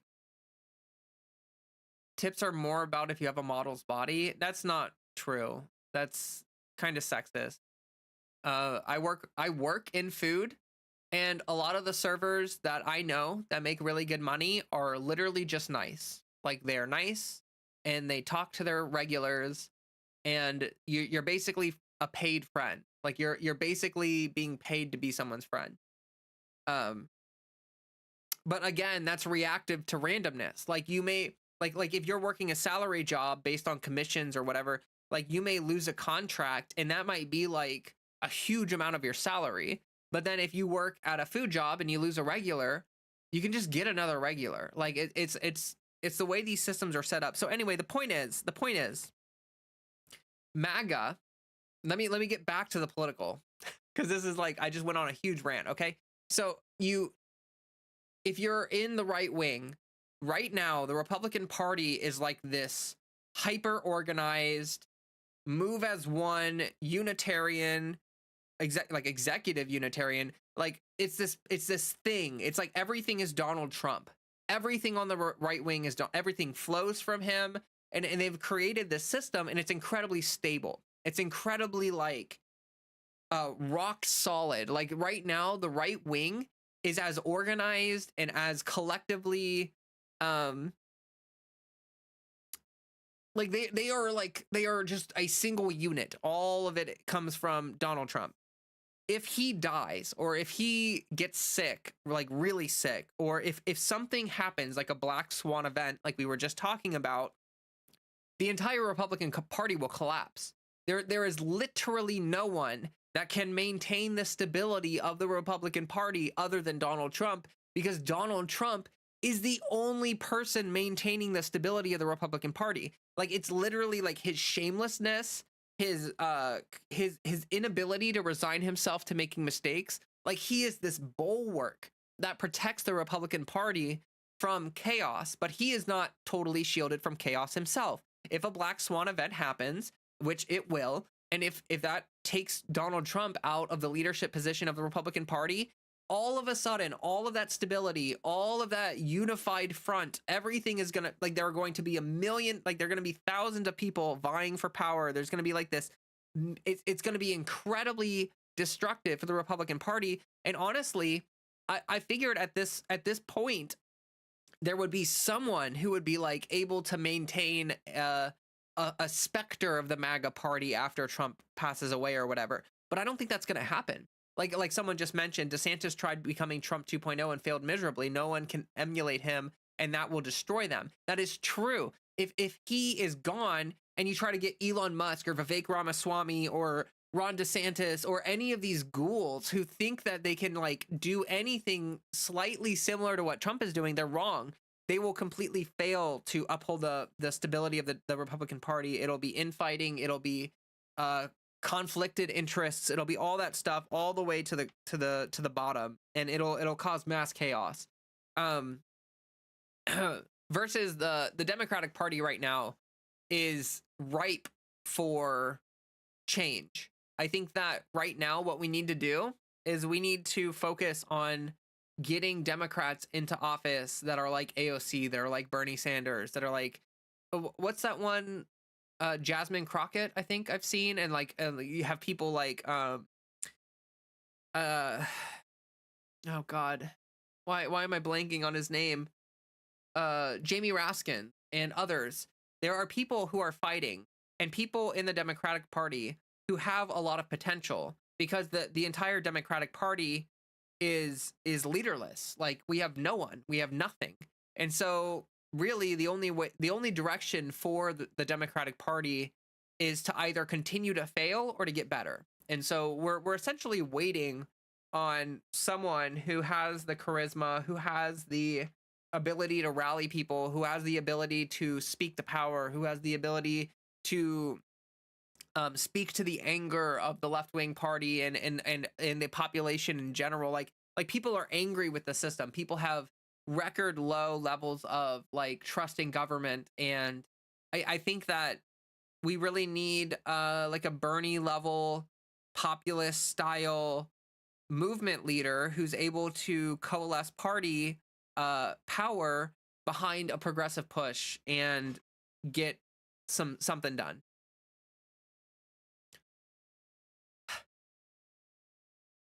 Musk is losing relevance across the world. Yeah, so like what Musk is doing right now, like gutting USAID and all that other junk. Musk is a billionaire, which means that he is like, this is like global money. Like I think he makes like half of Tesla's sales are in China or whatever. And like all of this stuff is going to hurt his global image and hurt his global business. And I don't think he's going to recuperate that level of business in I think you've taken too many hormones. That's so funny. Yeah, I'm sauced up on you ain't thinking right. Okay. Okay. All right. Well, thanks for the hate engagement. It honestly helps a lot. Like when people are watching my streams out of spite and anger, like you're watching me and you're seething and you're like, "Yeah, this bitch doesn't know what she's talking about. She's all like on her like hormones and stuff." Like you're literally just you're giving me more power. You are feeding me. You are creating the monster that you hate. You are Oh my gosh. Yeah, I'm so sauced up right now.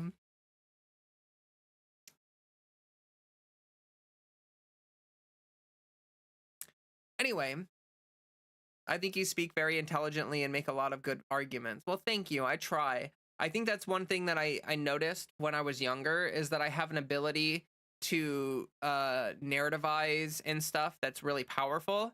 And I'll be honest with you, I think that a lot of it has to do with the fact that I'm a type 8 on the Enneagram. I don't know if we've talked about it before. I love the Enneagram.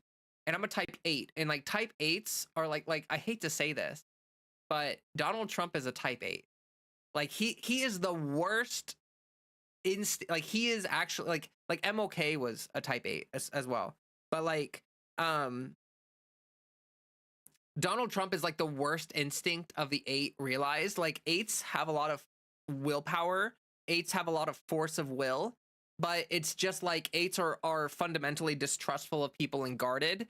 And so if you're an 8 and you never do anything to work on your mental health, to work on your trust issues, to work on your stuff, then you literally become Donald Trump. Like you like if you're a type 8, like your quest for I just typed it into the chat. Did a new brain zodiac drop? So it's not new. Hold on.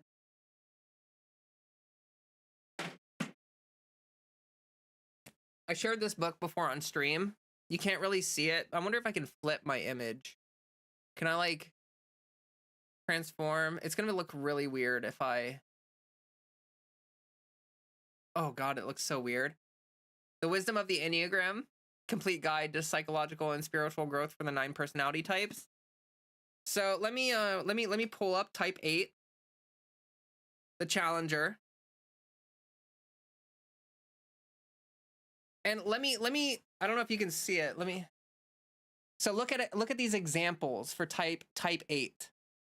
Franklin D. Roosevelt, Donald Trump, Frank Sinatra,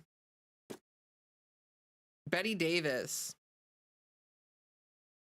Martin Luther King Jr., John Wayne, Sean Connery, Gandhi. like out of all of the people on this list for type 8s, Donald Trump is the worst. Let me invert this again because it's makes me feel really weird. I've seen myself like this for so long that seeing myself in the other way is like bad.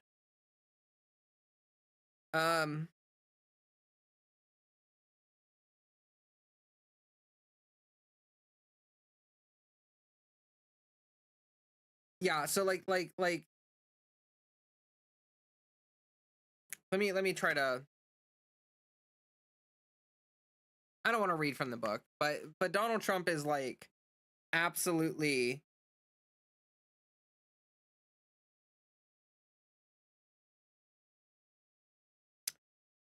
Yeah, he is the epitome of an unhealthy 8. To be totally honest with you, he's got the force of will, but that's the only thing that he has. He has no compassion. He has no charisma, or not charisma, but he has no like care for other people. And for that reason, he's this guarded, egomaniacal freak.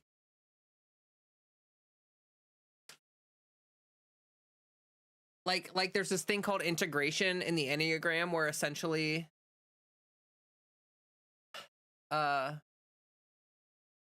not to beat a dead horse, but that's all pure pseudoscience. I mean, if you read it, like it's not like it's not really something that you can necessarily study in a psychological study, but like I think one thing that we need to learn is that like psychology is a lot of psychology is philosophy, and a lot of philosophy is not like hard science. And if all we care about is quote unquote hard science, then we will destroy the soul of this country. And we need to have, like, I think spirituality is important, and I think that like viewing yourself as having a soul, I feel like there is use for those kinds of organizings, but calling it anything but spiritual thinking seems meh.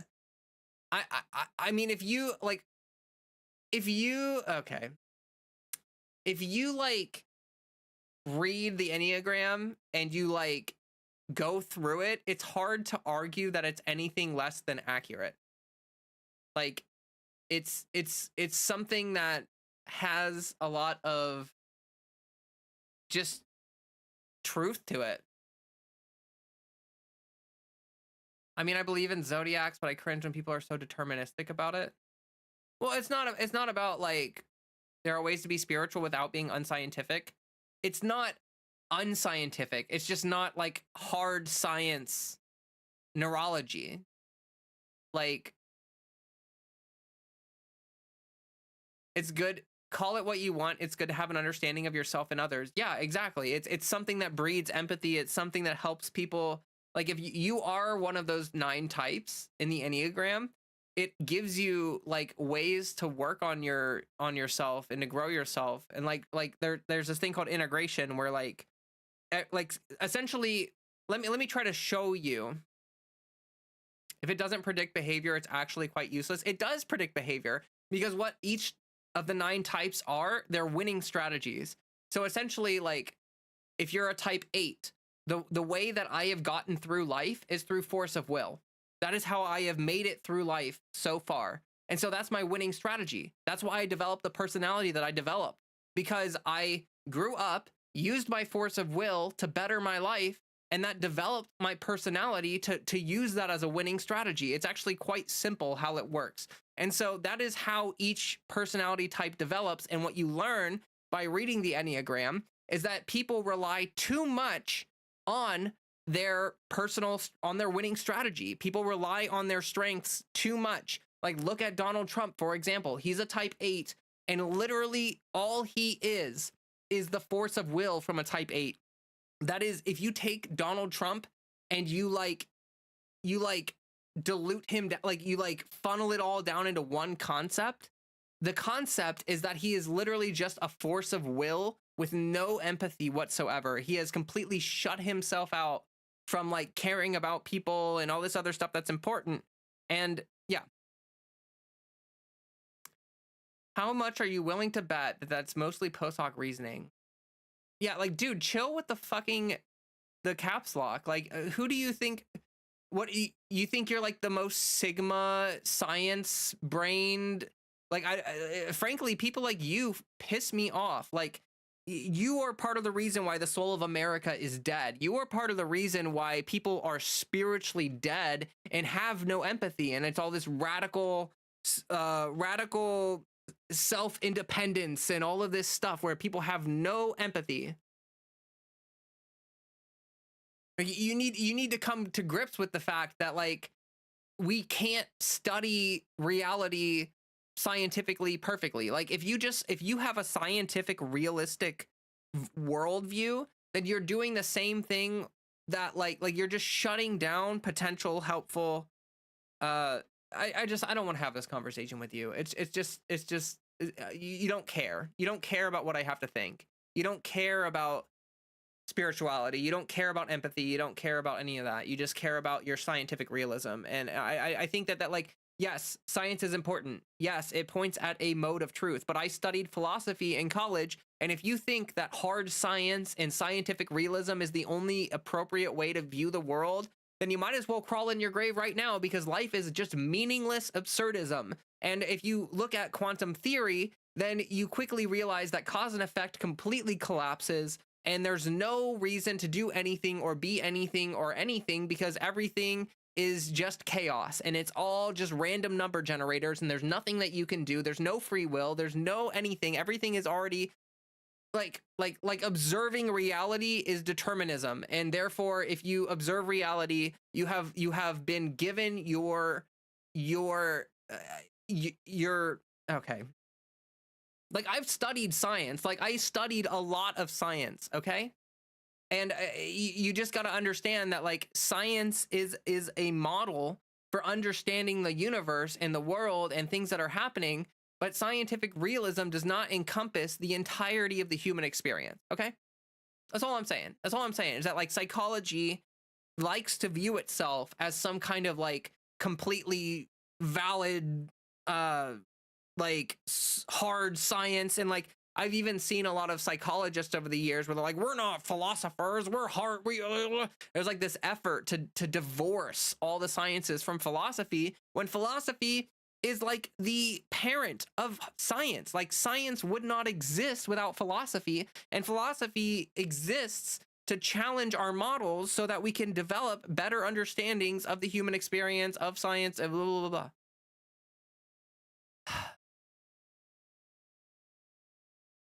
So all I'm trying to say is you don't understand the historical. Okay, I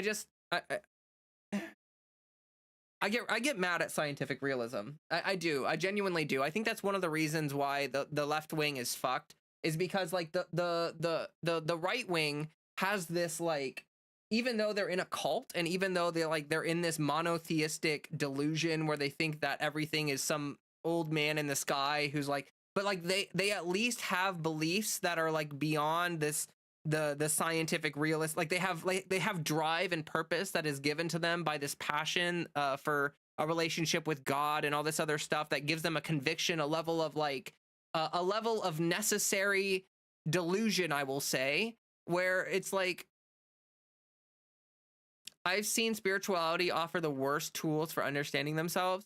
Like you're blaming that. I've seen scientists, like, okay, doctors for very many years used to believe that hand washing was pointless. There were doctors, literal scientific doctors, delivering babies after doing autopsies without washing their hands, and they fought forever against the idea of needing to wash their hands. Like infant mortality rates and like mortality rates by women giving birth were huge. They were huge. Like it was a massive problem. Women were just getting like sepsis and dying on the delivery table because doctors were too stupid to wash their freaking hands. And so like you cannot argue that scientists are like this constant arbiter of truth and they always know what's best. They literally don't. Like, we are studying things, and the point of studies and the point of science is to help inform a worldview. It's not dogma. It's not like, oh god, you're triggering me. Are you muted? No, you're not muted.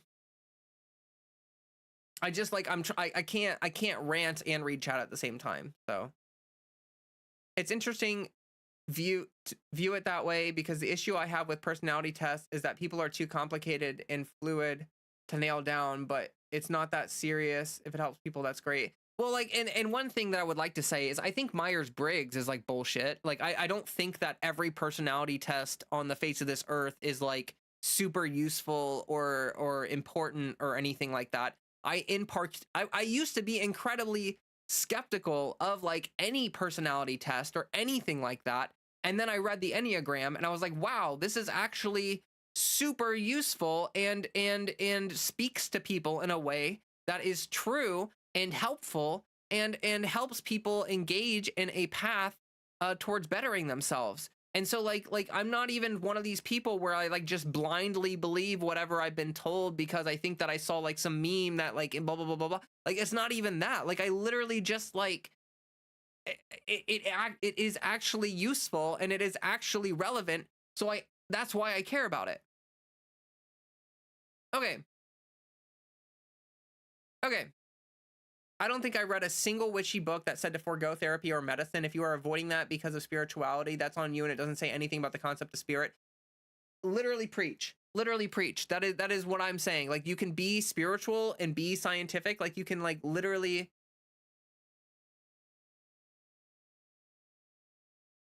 It's a tool. Yeah, it's a tool. It's not like gospel. Like, you're not like, you don't need to look at it as like the word of God. Like, you should just get what you get out of it and then move on with your life. And if you're worried so much about whether there have been 700 scientific meta-analyses over like, you're not going anywhere. Like, the soul of America is dead, and scientific realism is one of the reasons why it's dead. The other reason it's dead is because Western religion and spirituality primarily focuses around monotheism, which is a fundamentally selfish and it's like a religion with no spirituality. Like, Christianity in large part is a religion with no spirituality. And to be totally honest with you, I think if people were to get into more whatever. Okay. I'm ranting too much. We need a neurology of connection with each other in nature, period. Oh God. Oh God, you're too far gone. You think you're so smart.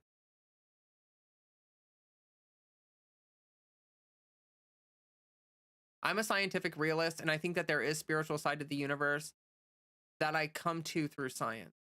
Okay, but like, that's the point, is like, I've studied science, and so like, here's something that you need to understand, is that like, scientific realism seems really solid and immutable until you get to the point where you're looking at like the quantum world. And once you start studying the quantum world, it's like I've looked at it like this. And this is something that I've heard from two PhDs who are co-teaching the class at the same time. Okay, so these are two PhD professors who do like real work in academia who are talking about this. And what they said was essentially that it's like spirituality and science. They branched off. They're all on the search for truth, right? They're together at the beginning because they kind of didn't exist separately before. And then you hit this point where like science and spirituality, they diverge and they start branching off and exploring different things. And over the course of time, they start to converge. And you realize that a lot of the stuff that they were saying, like in Buddhism and in Hinduism and stuff, points to realistic mechanical realities that exist at a metaphysical level. And it's like, it's something that you can't even really argue against, because the more we study science, the more we realize that it's this ooey gooey messy thing. Like, especially if you study quantum theory, if you look at quantum mechanics, you realize that like the way in which things function depends at the scale that you're looking at. So if you look at things at a macro scale, all of a sudden relativity is the most important mechanical function of the universe, and everything is this big time space conglomerate where it's like all one thing that all gets affected by the.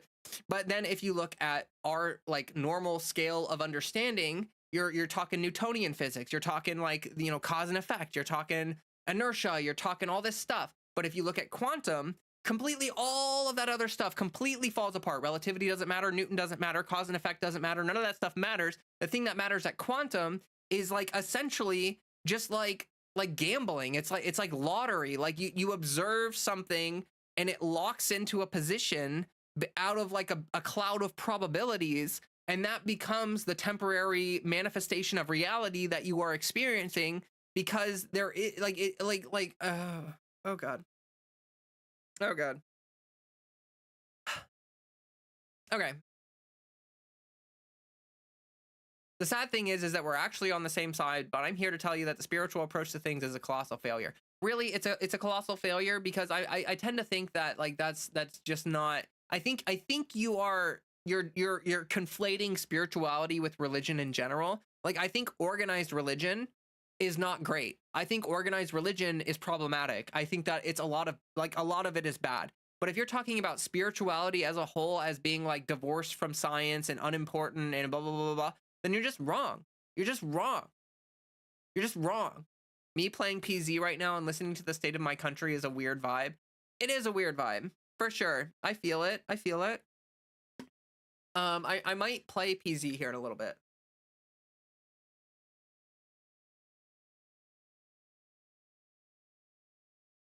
Okay. Whew. did anyone listen to that new Damage song that came out? I'm trying to remember it's like she like wrote it for a contest. Um, it's really good. I really like it. Damage is like so amazing. I think everyone should check out Damage if you haven't recently. She spits fire. Like her latest album, Eat the Rich, it channels all of the anger that you need to channel, and I recommend it. And the lyrics, they be hitting really hard, especially after the election.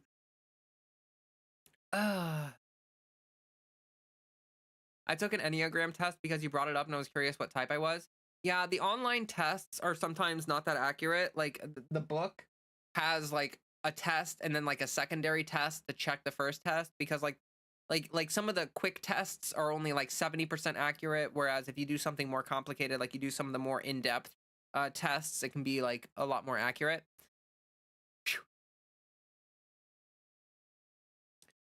But I wonder what type you are. Curious.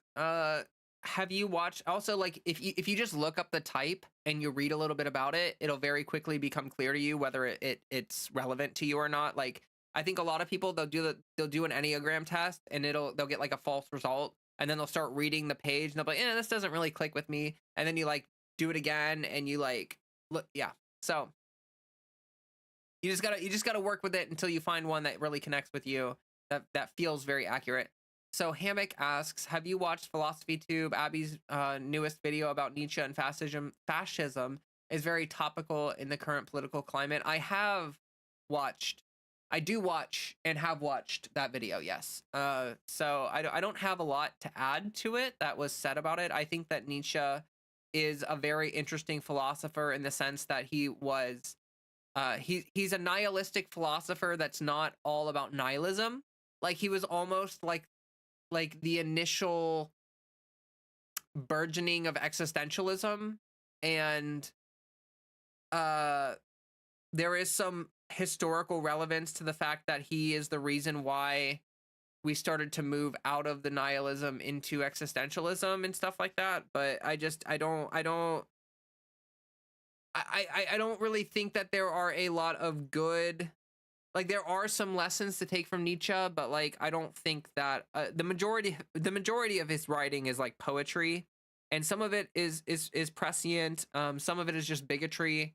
Some of it is just like it like a lot of it is just vibes based. Like most philosophers craft arguments based on reason and critical thinking, and they try to, like, you like most philosophers, they set up definitions and they set up a way of framing things that allows them to construct an argument to then create a worldview, which is their philosophy.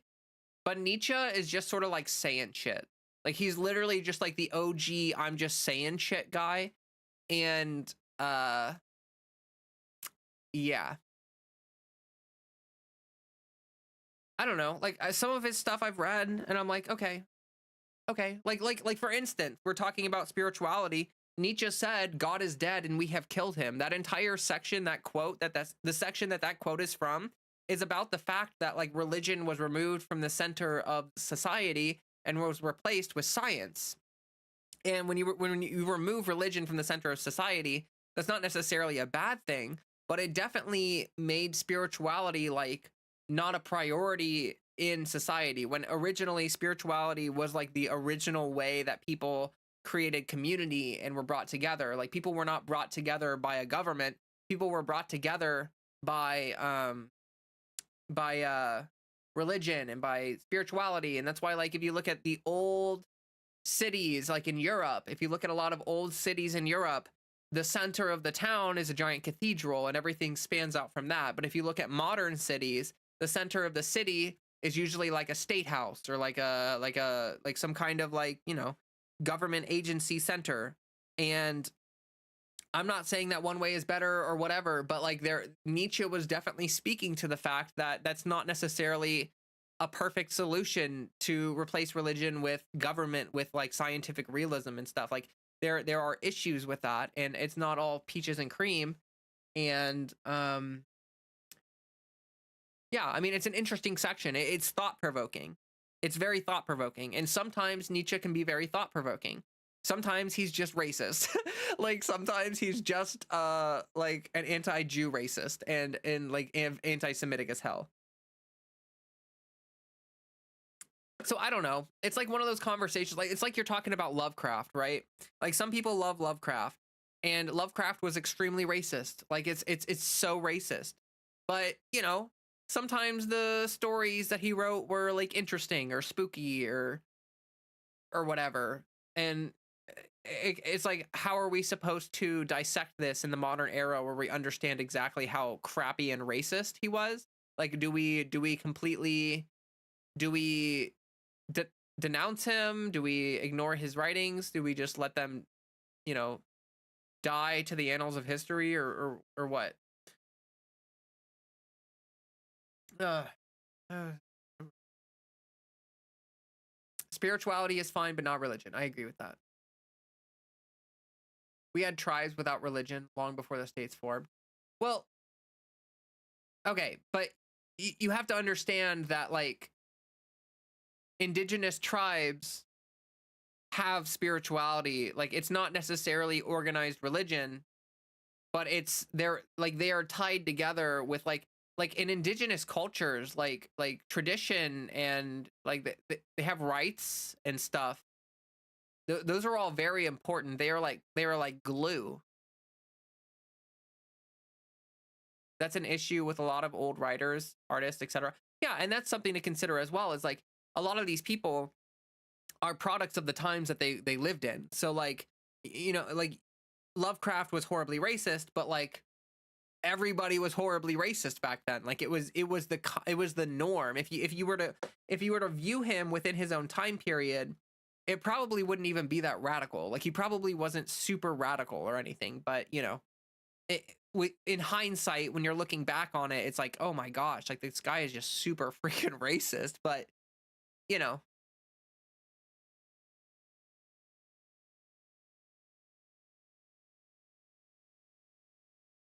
um, even Karl Marx was accused of homophobia, right? I don't know a ton about that. I mean,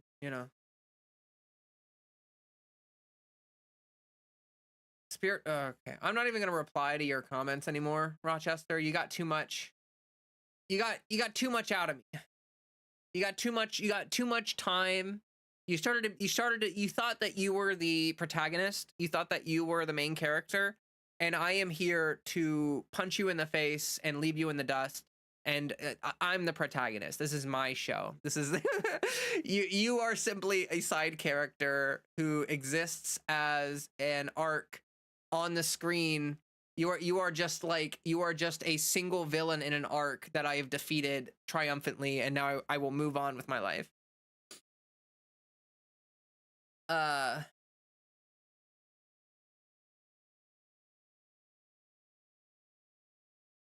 this chat is moving so fast. It's actually kind of hard to.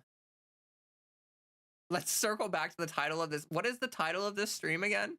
Surviving through a hostile government takeover. Guys, we're surviving through a hostile government takeover, and it sucks. I'm just here to argue a logic point. Uh, let me tell you something, Rochester. If you studied logic, like if you actually studied logic, you would quickly realize that like it's not what you think it is. Like logic doesn't necessarily point to scientific realism. So I just want you to understand that very clearly.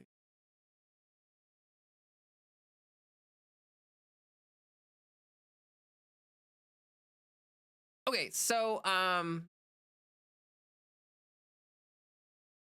blah blah stuff. Okay, yeah, government hostile government takeover. It's pretty bad. Honestly, it's really sad to see that like the the courts are like the fundamental bulwark right now.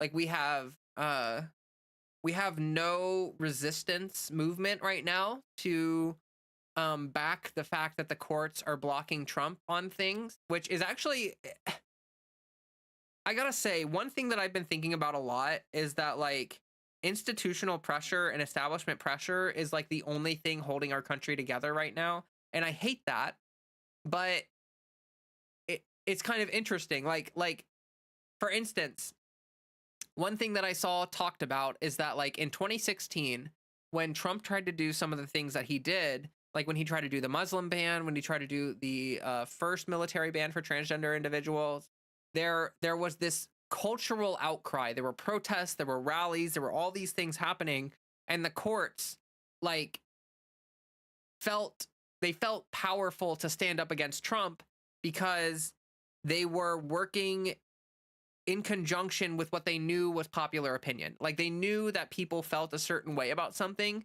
and so they felt more confident to stand their ground against Trump. The cultural opposition, the the the public pressure against Trump has been incredibly minimal so far. It's been like shockingly weak. And yet, even without like, for instance, with a lot of these executive orders targeting transgender individuals, I'm very, very heartened to see judges rule on those things and be like for instance, the thing about blocking gender affirming care for minors or transferring inmates from female to male prison, stuff like that. All of that stuff is actually cruel and unusual punishment, and we are seeing judges describe it that way. Like there are judges that are saying like, hey, these things that you're trying to do, it's unconstitutional, it's an attack on civil liberties, and it's cruel and unusual punishment.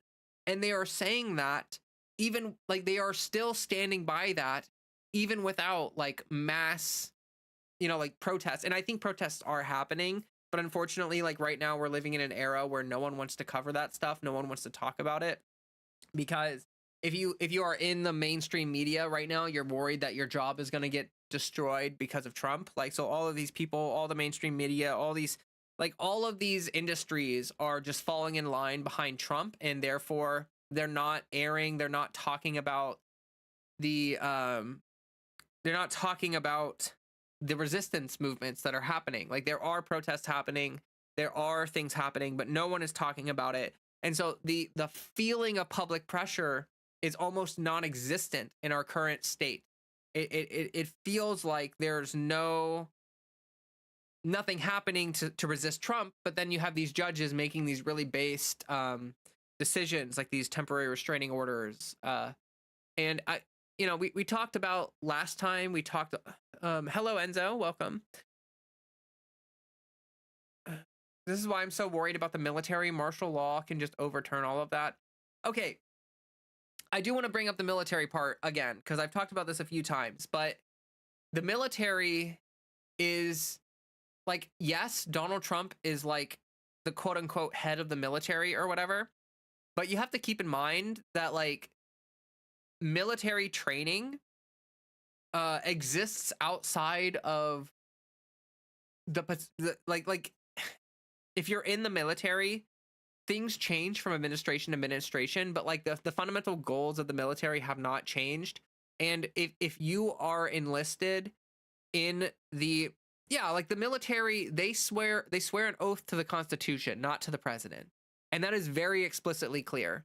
Like that's very, very clear. Like military members swear an oath to the Constitution to protect the people of America. They do not swear an oath to Donald J. Trump. And so like, yes, there are people in the military who like Trump. Yes, there are people in the military who are MAGA loyalists. Yes, that is true. But it's not enough of them. And if they try, like, let's say that like some MAGA general orders people under his control or under his supervision to like go out and try to what would they even order, like arrest a judge or like what are you talking about? Because like I think very quickly people will realize that like the establishment pressure, like this stuff is too powerful. Like they're not, Donald Trump isn't going to be able to single-handedly convince everyone in the military to like shoot civilians on sight or round people up into death camps or any of that stuff. Like that's just not going to happen. The Republican Party does not have the sauce for that. And yeah. So we will need to be extremely Italian in the months and years to come. I'm Italian, if you can't tell from my last name. That's me. I'm Italian. I like it to spicy a meatball. It's great. So did the military of the Weimar Republic. Okay, but you are doing the thing that I was talking about earlier, where you are literally taking that extra step into hyperbole. We're like, yes, things are really bad. Yes, we're having a constitutional crisis. Yes, but like, here's the thing is that like, they don't need the military for their hostile government takeover. Like, they don't need the military. Like, all they need is the media apparatus and Elon Musk, the richest man alive, to like storm into treasury departments and all these other things. And like, we're in the context of now, not the 1930s. Thank you. That is a really, really apt way to describe it. Like, things are very different than they were back then. And yes, he's playing by the rule book. Like, look, if I want to be 100% serious, they're literally doing that. Look at the camps being done. Yeah, they're going to have migrant camps. They're going to detain, quote unquote, undocumented, quote unquote, illegal immigrants or whatever, which I don't like to say, but like, yes, they're going to try to do that. Okay. But like, you are absolutely, you are so wrong if you think it's going to get to the point of Nazi Germany.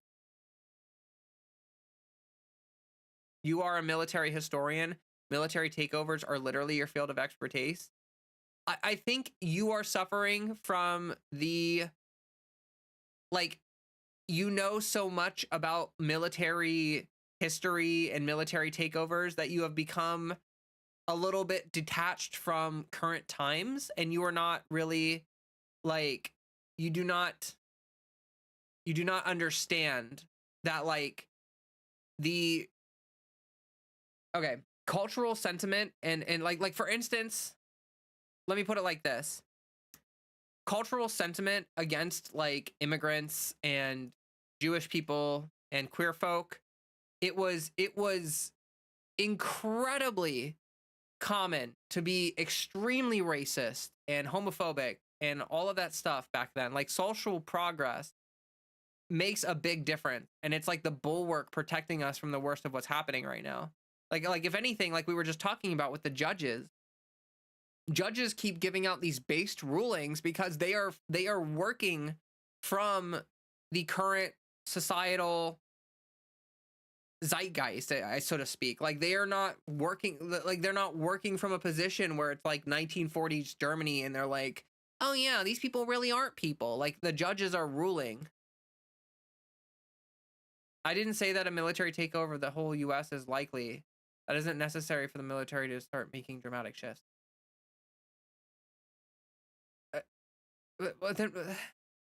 So you're saying that the military may or may not arrest judges or something? Like, that's what you're trying to say? I don't think that's going to happen. If that happened, like, I would be genuinely surprised.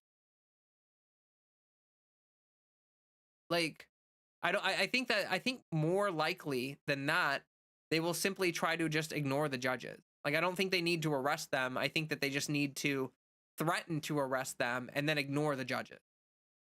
Like, I think that's what's going to happen. Great conversation. Got to take off though. Well, you have a great night. Thanks for sticking around. I appreciate you being here.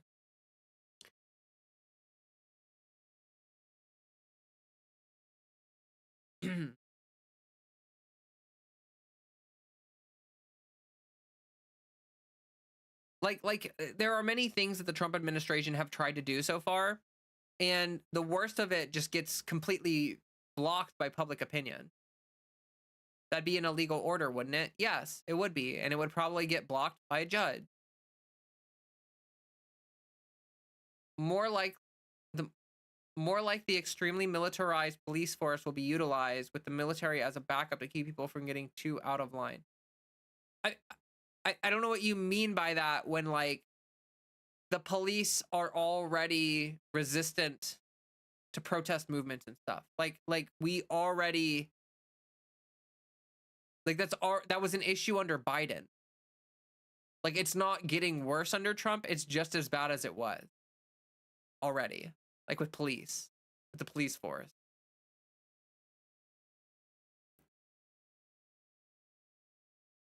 I think the U.S. Marshal Service will be forced to choose between loyalty to the federal judges and loyalty to the executive branch. Yeah, and like I think that Trump has done a horrible job trying to paint what he's doing. Like again, as we talked about it, he's not like they're literally just doing horrible things. Like I'm heartened by the judges, but we need people to continue pushing. We have to back them up. Yeah, we need public pressure. We do need public pressure. We need protest movements.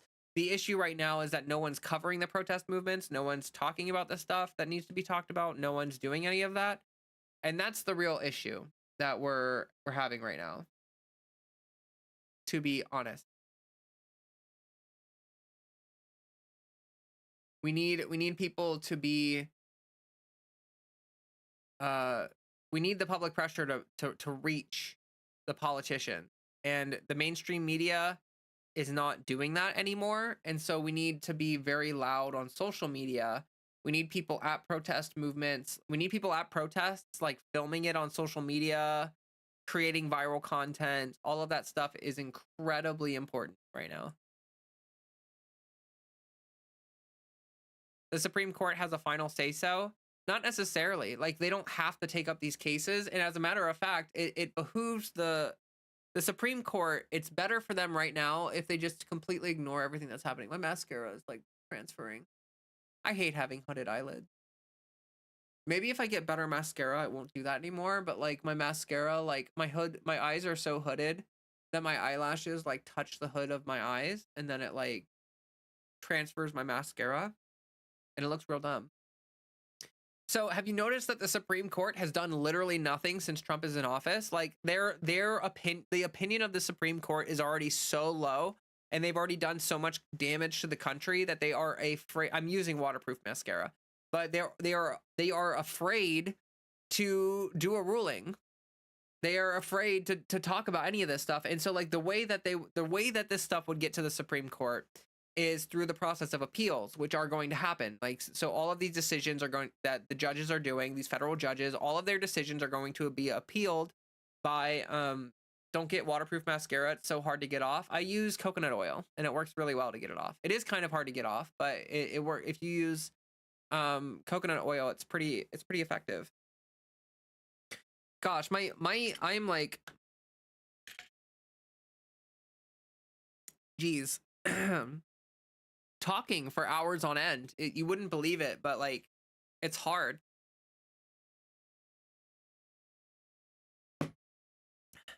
So anyway, I think what we're gonna see, I think the Supreme Court will take up a couple things happening, and they'll maybe do. I don't trust the Supreme Court. No, exactly. You should not trust the Supreme Court. Like, don't trust them. I'm not saying to trust them. I'm just saying that, like, they're going to probably try to keep their noses out of it, like, for real. Like, there will be a couple things that maybe the Supreme Court will step in and be like, hey, guys. But, like, for real, they are trying not to... Yeah. They're trying not to get involved for now, which I think says something. Like, if the Supreme Court wanted to, they could take up rulings on all this shit that's happening right now, but they're not. And I think the reason why is because they're sort of like, well, Donnie, we've already banned abortion for you federally.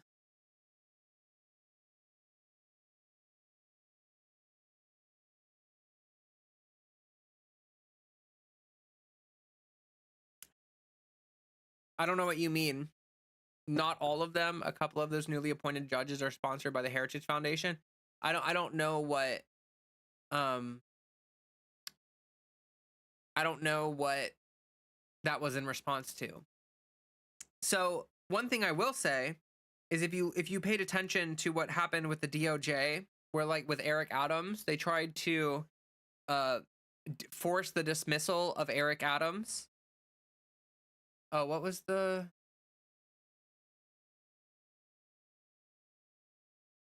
It was a response to your point. I don't see...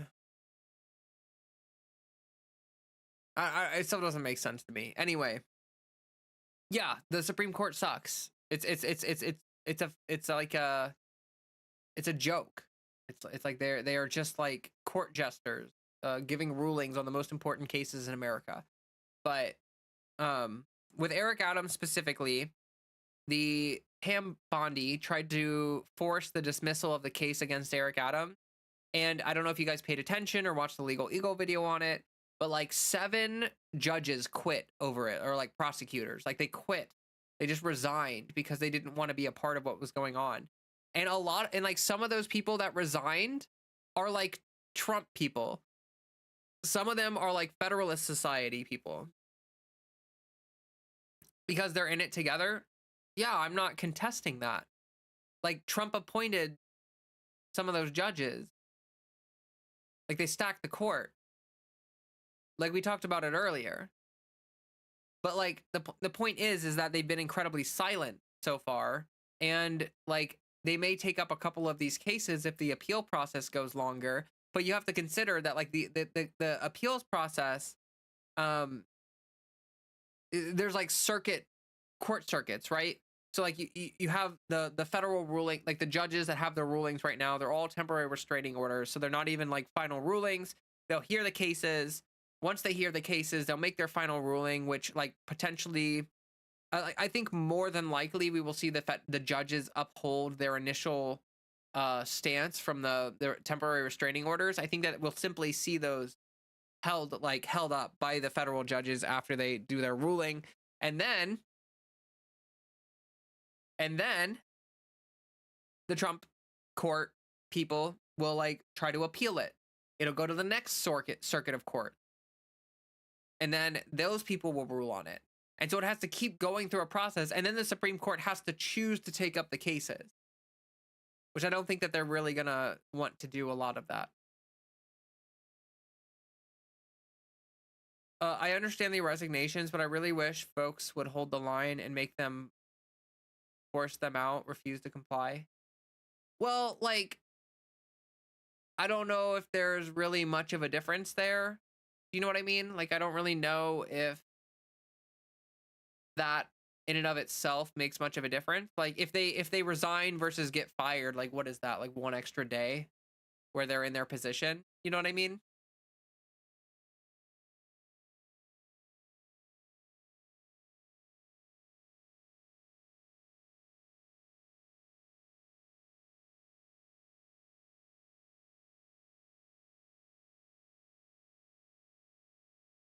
Okay, so for those of us who are old enough, you would have noticed the states have been sliding slowly towards fascism since the 1980s. Yeah, shit sucks. Things are not good right now. Things are bad.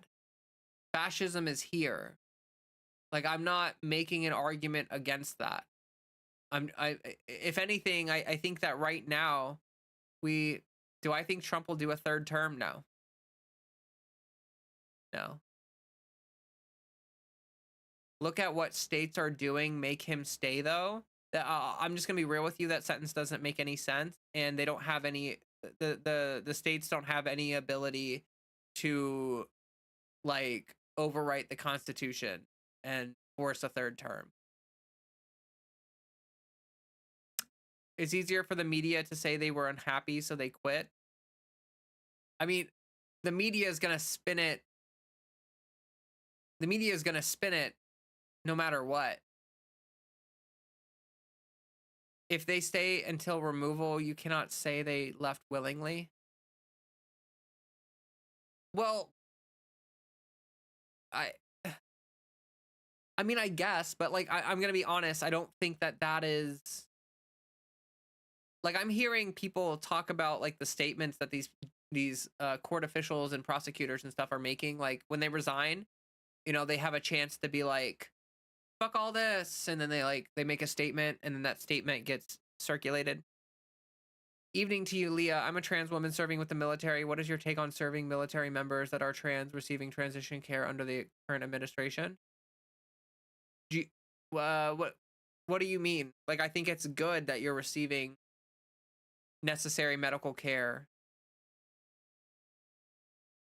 And I would love to hear more from people who are currently in the military, because I know that there's a lot of stuff happening and I haven't really heard like are trans service members being forced out currently, or like I know that they halted they halted like they're not allowing new trans service members in, but I'm wondering what they are doing about people that are in service right now. Are they putting people on leave and like forcing people out? Resigning is like a political statement, getting fired isn't. Yeah, that's kind of how I feel about it. I mean, I don't know if I feel like at that point it's just a little bit like splitting hairs. The difference between resigning and getting wrongfully fired, resigning, they can go right back into the same line of work, which can help the system. Being fired, even wrongfully, hurts their career. Yeah, that is true as well. Also, that is something to consider.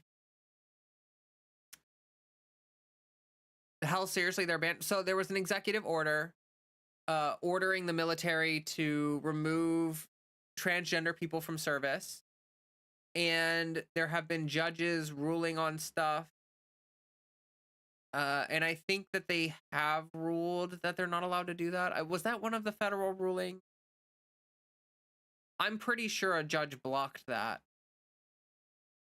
As far as I know, they are not forcing people out. They are just pressuring them to leave, but this is just from people on Twitter, not service members on active duty. Yeah, I would want to hear from more people that are actively in the military. You can barely hear me. You need to turn up your volume. I'm literally like, if I turn up my gain at all, then I will risk peaking. So you're gonna have to turn up your volume if you want to hear me better. I'm sorry if that's inconvenient. It's an injunction, but not completely shut down. They're not pushing anyone out, but there is talk about stopping trans members from receiving care as well as similar service block in the 2018 provision. Okay, yeah. So yeah, okay. You are correct. A federal judge did block it. Okay. All right. Yeah. So we'll have to see what happens in the courts, but right now what we need to focus on is, and this is what my next video is going to be about, I want to talk about the fact that we have a lack of leadership and we need people in positions of power who are fighting actively back against what's going on and creating an oppositional narrative. We need people really talking about how this is like the Musk Trump mafia. That's beautiful. That's beautiful right there. If Democrats could just channel that kind of rhetoric, if they could just channel the like literally we have elected Al Capone, like we have elected, like the difference between like it's worse than that, you know? Like we need people in the oppositional leadership to like make the freaking case.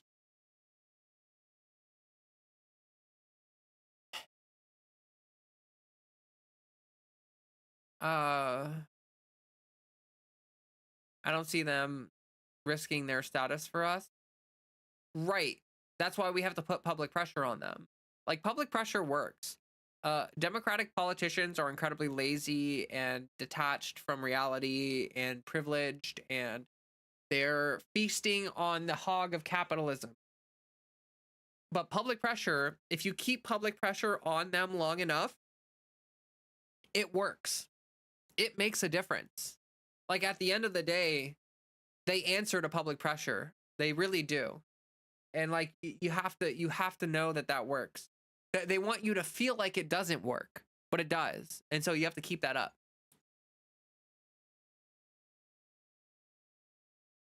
Democracy is very hard to keep, easy to lose. I would agree with that. I would agree with that. I'm interested to see what happens. So like there's the kind of 10 to 20 emails is considered swamped for a local rep. Get in contact. Yeah, I agree. There are websites that can help you. Someone can maybe share what the names of them are in the chat, but there are literally websites that'll help you like they will help you get in contact with your representatives. They will send emails for you. Oh, you, you said, "Can I see your car again?" I was like, "I've never shown my car ever." But then you were talking about animals. My cat. My cat. Oh yes. Where's my camera? Look at your baby boy. He's a sweeping. He's a sweeping. He's a taking a little nap. He got his dinner and then he's very, very cute and he fell asleep. He's a very good boy. Very good boy. Super good boy.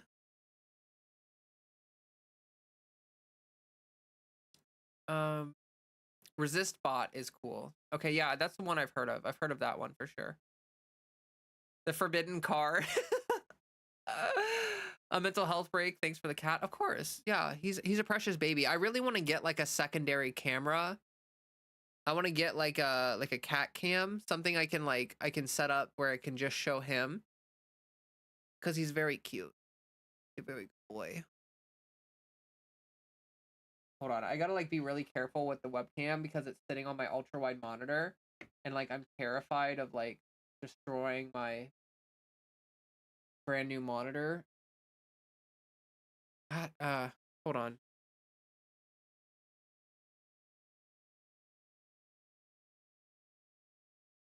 Almost. Okay.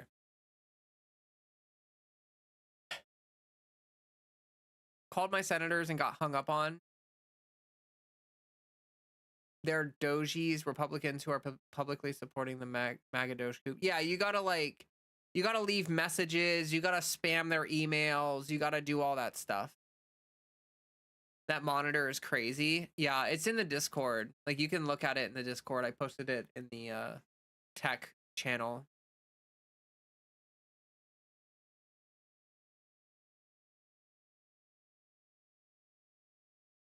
Find out if they have a fax number. Yeah, be annoying. Be like so annoying. Like you like, even if, okay, you got to understand, like, let's say super ultra wide, it's very ultra wide. It's a super wide monitor.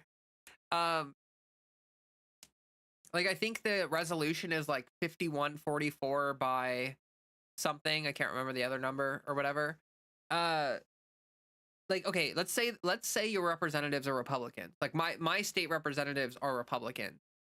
At the very least, you can get them to feel like what they are doing is deeply unpopular, which will cause them to capitulate. It'll cause them to try to temper their support. It'll cause them to try to do all sorts of things. So, like, even if they are Republicans, it does still kind of matter to flood them. Now, if your representatives are Democrats, you definitely need to be flooding them. You need to be putting the fear of God into your representatives. I don't know what my local politicians are like. Well, find out. Now is the best time of any to find out. I hate my red state, so-called Lone Star. Yeah, I'm in Ohio, which sucks. It is there is corn and there is hell. That is Ohio. Ohio is just corn and hell. I'm such a thorn in the side of Tom Tillis. He's a dirtbag. Yes, that is the kind of energy we need. I keep seeing articles and posts of people saying Mitch McConnell is repenting. Do you think that is at all accurate? No.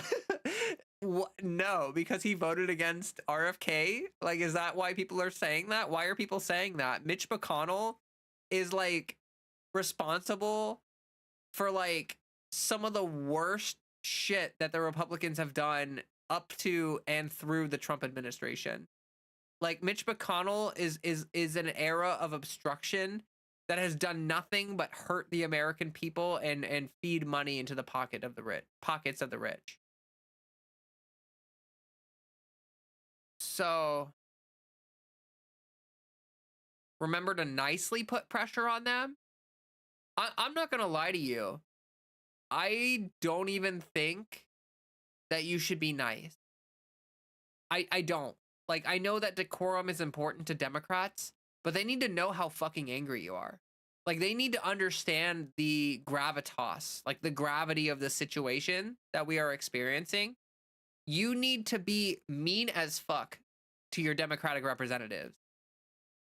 No, I'm not saying threats of violence. No, I'm not saying that. But the I'm feeling very cunty. Yes, that is what you need. You need to feel like we are in a position that is correct. If you are on the progressive side of things, then you are standing on the moral ground. You are standing on you are standing up for workers. You're standing up for the average American person.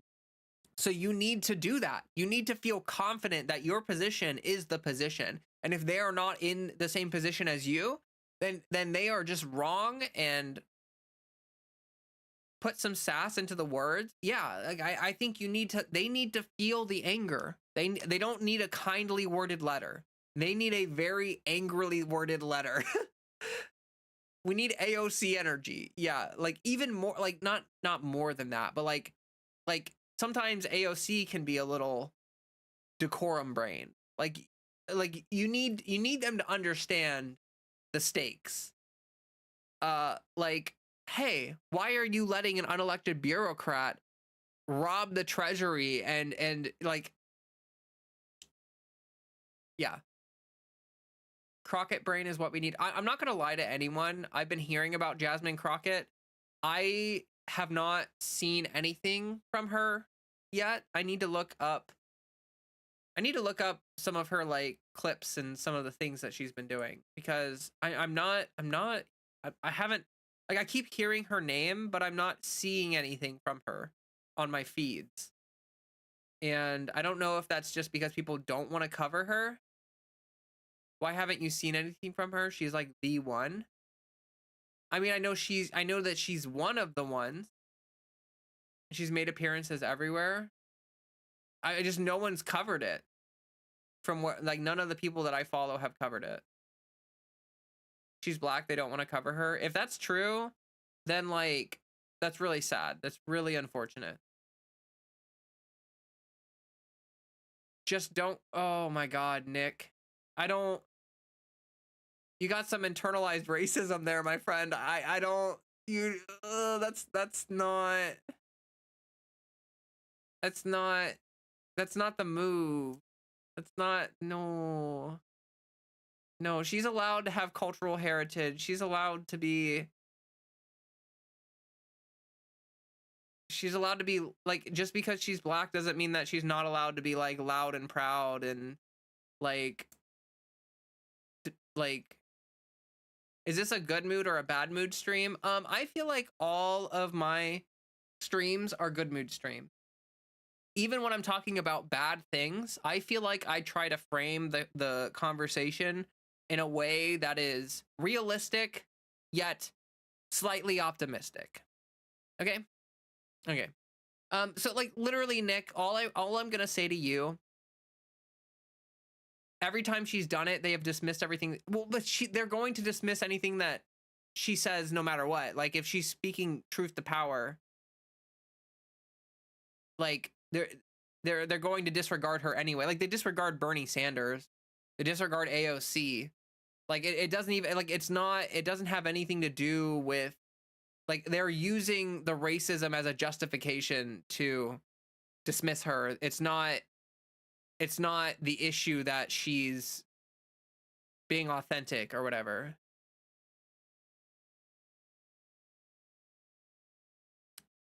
Even the Dems, I know the Dems are racist. The Dems are often quite racist. They have a lot of privilege in their positions of power, and it divorces them from the reality of systemic racism, stuff like that. Well, like they're okay. There's a lot of systemic racism in the houses of Congress. And part of that is because like half of Congress is extremely racist. And the other half is like racist light.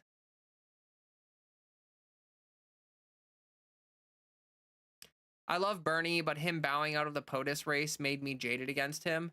I think that was like a decision. Essentially, also, Nick, the whole "you people are ridiculous" like that. You need to be really careful from. Oh my God. Oh, Nick. Oh, Nick. Oh, what are we gonna do with you? Okay.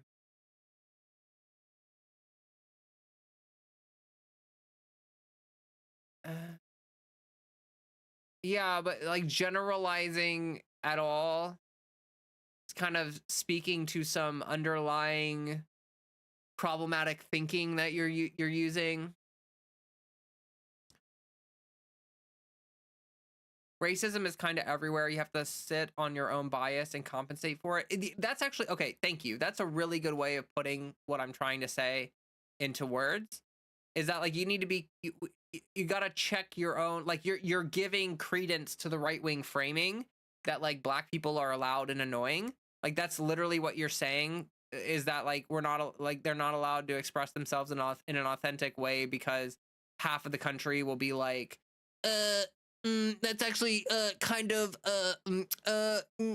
you know what I mean? Like I just okay. I didn't say that she is a moron. She's highly intelligent, but if she speaks like that, half the country won't listen.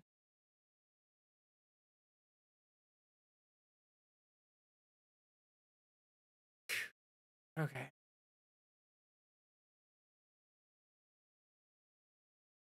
One second she's wealthy and well, what he's saying is that she's not actually, like she's never okay. I don't even want to cover. I'm not going to keep engaging with this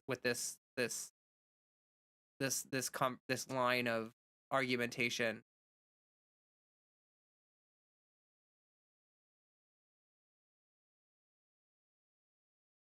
Okay.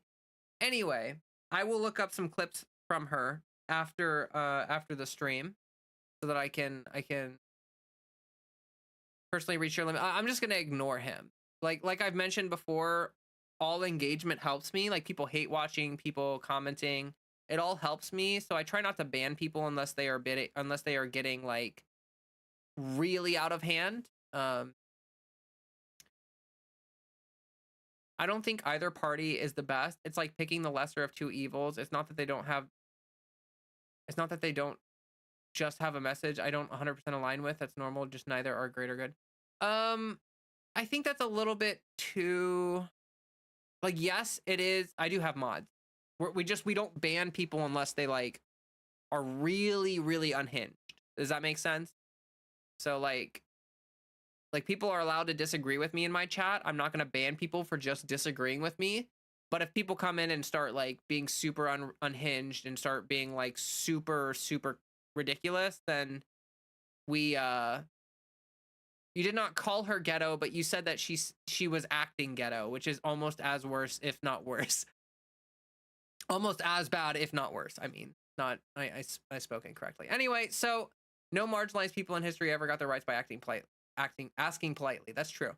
So to speak to Fallout Proto, I do think that it is a lesser of two evils. I do think the Democrats are like they try too hard to be Republican light. There's all these issues with neoliberalism, and there's all these issues with the Democratic establishment. They like try to be like the Republicans. Uh uh they try to what's the word, capitulate to right wing framing so that they can try to win over the hearts and minds of incredibly racist right wingers who don't give a single crap what the Democrats have to say.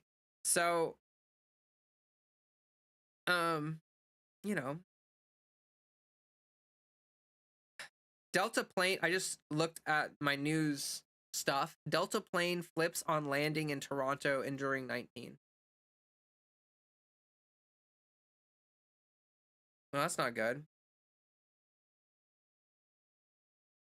So many, I feel like plane incidents are going to get way more common in this world because things are not being regulated properly. Okay. So, yeah, I do think it's lesser of two evil, but that's why we need public pressure. We need people fighting for local office. Like really you have to consider the fact that like at a local level, you could run for local office and you would then be a part of the establishment, which means that you could make some difference in it. You could be a bulwark and then you could try to fight and build power. And I think that's all important.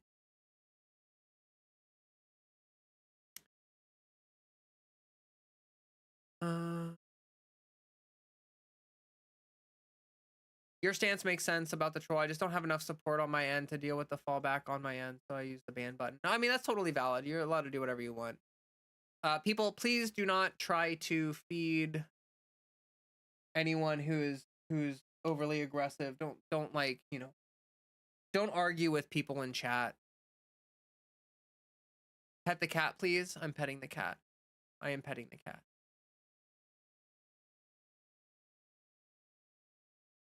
It happened this afternoon.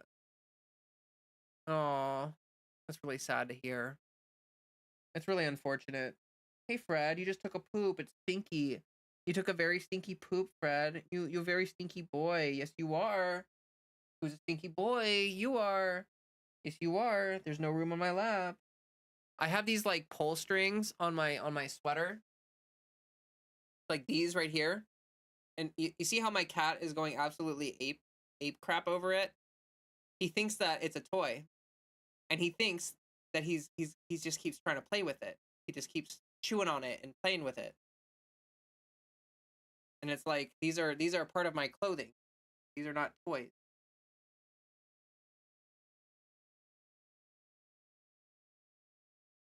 But it is kind of cute. It is kind of cute.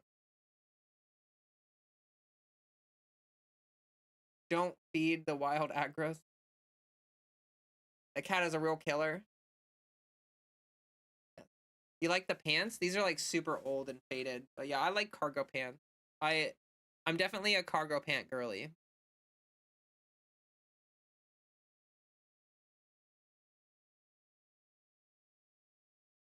Okay. I'm gonna run to the bathroom real quick because I have to pee super bad, and then I will be right back. And then I don't know if we're gonna do Project Zomboid tonight. It's already been almost 3 hours, so I will be right back, and we will continue this conversation.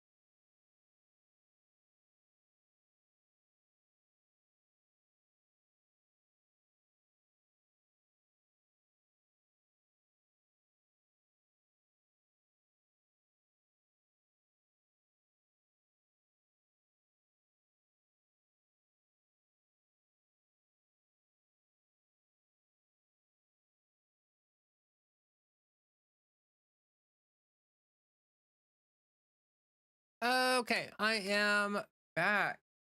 I am back. Back and ready to continue the stream. I've got my Freddy. He's here. He's got a butt. A violently explosive butt. Don't you? Yeah, you got an explosive butt. You do. Hi back, I'm mom. Perfect. Hope the peeing went well. It was great. It was actually amazing. So since starting transition, I have had an issue where like I have to pee more often, and not only do I have to pee more often, but like it's a lot harder to hold it. If you're having that issue, every time you pee, if you just like force stop like 2 or 3 times per pee, it actually helps a lot. It helps a ton. Like you just like you're peeing and you just like force it to stop, and then you're peeing and then you force it to stop. It like helps train the muscles that like keep you from peeing yourself, and it's really helpful. Definitely something that I wish I knew when I started transition. Spiro be like that. I'm actually not on Spiro. I'm on monotherapy. So what's really weird is that so like when I started hormone, I was on like, what was I on? I was on half a dose of Spiro, and my T was like 0. And so then I went down to like a quarter of a dose. I'm opening a can. That kind of peaked a little bit. I'm sorry. I went down to half a dose or a quarter of a dose, and my T was still 0. And then I just went off of it completely, and my T has still been almost 0. Not literally 0, but like almost 0. My T is stupidly low. Yeah, my T is so low. It's crazy. It's crazy. It makes you weak. It makes you so weak. I'm on Spiro. That happens to me so often. One hack I do is to do the pee dance, and it helps me not pee myself. Yes, but definitely like you pee and then you pinch and it like stop the flow, and then you pee and then you stop the flow, and that really helps a lot. It's like doing what's that stuff called? Pilates. It's like doing Pilates. Like you're training your God, what are those called? Kegel muscles or whatever. That's what you're doing. Oh, Freddy, I love you. Can you stop playing with this wing on my clothes, please? Well, having 0 T is actually not good. I felt very tired when my T was like super like you want to have low T, obviously, but like even cis women have a certain level of testosterone in their blood. Like, yeah, pelvic floor muscles, that's what they are. So you if you have literally 0 T, you have less testosterone than a cis woman, and like you need a little bit of testosterone, just helps with baseline muscle function and stuff like that. Cis women have like 100 minimum T. I don't think it's 100. I think it's like 50. I think it's like less than 50 or less. I don't think it's 100. I'd have to look it up. And then there's PCOS, obviously. And so like women with PCOS quite often have elevated levels of T. Don't all people have both T and E? Yes. Yeah. Yep. Yes. So like cis men produce small amounts of estrogen. Cis women produce small amounts of testosterone. I think testosterone is produced in the adrenal gland. I think that's where it comes from for cis women. And for men, cis men, I don't know where the native estrogen comes from. I think it comes from, doesn't it come from DHT converting to estrogen or something? I can't remember. I'm on monotherapy and my T is essentially undetectable. Gave you a small dose of androgel, but that shot me way too far in the other direction. Yeah. Yeah. So, yep.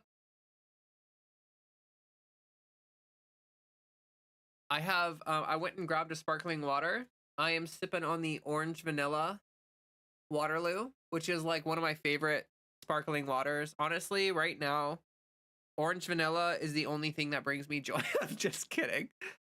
DHT comes from tea. Yeah. Yes, I know DHT comes from tea, but I thought that T breaks down to DHT, which breaks down to E. T actually breaks down into E, which is why you might get the reverse of the goal if you take too much. Yeah.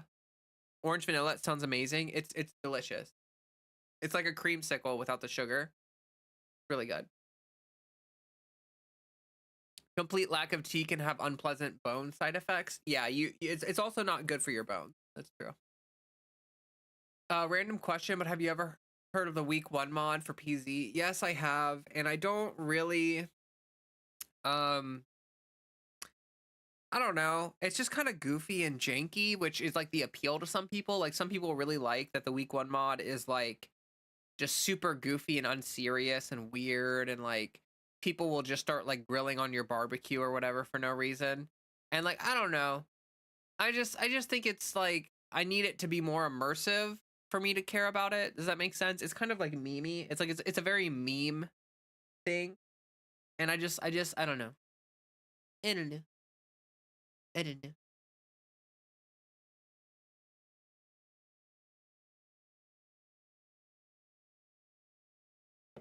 7 years ago, my parents were eaten by pygmy cannibals, and I have never forgotten it. If that's a true story, I'm sorry, but that sounds like a joke. Also, how did you get your text to look like that? Like, how did you do that? I didn't even know that we could make text look different in YouTube chat. I only find it enjoyable as the kappas. Are you trying to spread propaganda? No, I'm kidding. But yeah, I don't know. I don't know. The week 1 mod is just it's too weird for me. Too weird. Um gosh, I've been just ranting. Like the past couple streams have literally just been me like screaming into the void levels of ranting. And you know, it's great fun. It's great. It's great catharsis. Uh I hope that you guys enjoy it. It kind of seems like by the viewer's standpoint, uh professional yapper. Yeah, it's like from the view, like based on analytics, when I am screaming into the camp, not screaming literally, but you know what I mean, like when I am on like some hour-long rant about politics, my views, they just shoot through the roof. It's like it's incredible. Like when I look at the views, the second that I start playing Project Zomboid and like doing something that's not ranting into the camera, it's all downhill. It's all downhill. People get like hooked. Like I think like generally speaking, what happens is people pop into chat and they see me just going off about something and they stick around to try to see what the point is. And then like 20 minutes later, I'm like finally getting to the point, and they're like, "Wow, I've just been here for like 20 minutes listening to this random person uh like go off, you know?" MFs love to observe a crash out. How to say you're hate watching me without saying you're hate watching me. That's you right now. Uh we love high energy Leah. Unlike your PZ. Yeah, PZ is very like, I don't know why, but PZ is like my comfy space. Like it's very cozy. Like I love how, I don't know, PZ is very cozy to me. It didn't used to be that way because the game is extremely challenging. But for real, like PZ, the longer you play it, like the cozier it gets. Here for your first stream, and to be honest, lots to rant about in the world, so I get it. Yeah, I feel like people get it. I feel like people are on board with the ranting because it's just like channeling what everyone is feeling right now. So yeah, I get that. I get that. No ranting in the void at a Wendy's. Yeah, yeah, if I were at a Wendy's, it'd be kind of weird, wouldn't it? I'm trying to decide if I need to move my lights at all because of the new setup and how everything. I actually think that the way the monitor uh glows down on me looks like better. Like it looks a little more flattering. But I'm trying to figure out if I need to do anything with my other lights. Like, do I need to? I'm getting a little bit of a shadow. Um, I think part of it is because the monitor puts a little bit of a block on the light. I don't really know. I might need to like move things around. I meant to say I like your PZ too, but it's more cozy and laid back.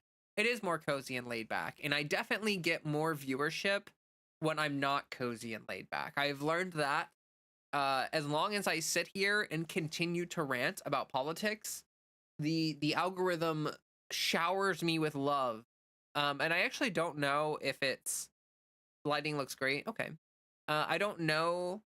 Like, so right now, I am in the news and politics section. If you're watching me, you probably found the video from essentially the algorithm suggesting news and politics stuff to you, or you're subscribed to me.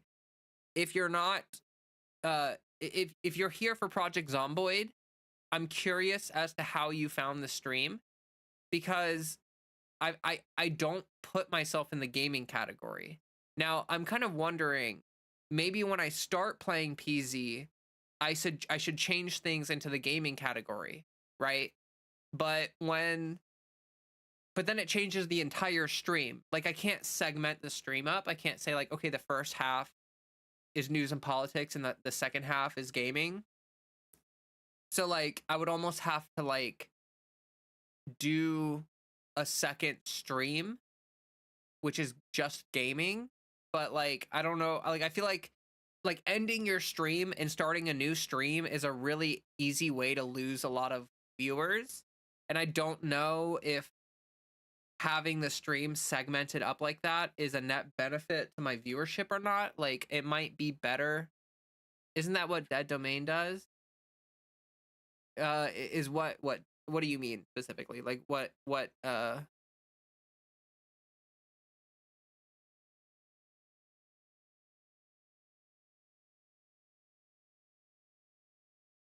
love getting your coffee from Scooters. I've never heard of a Scooters before. Yeah, I was just about to say that. I've never heard of that before. PZ crashed? Oh no. I've actually only had the different streams. Oh, okay. I've only had one PZ crash in build 42.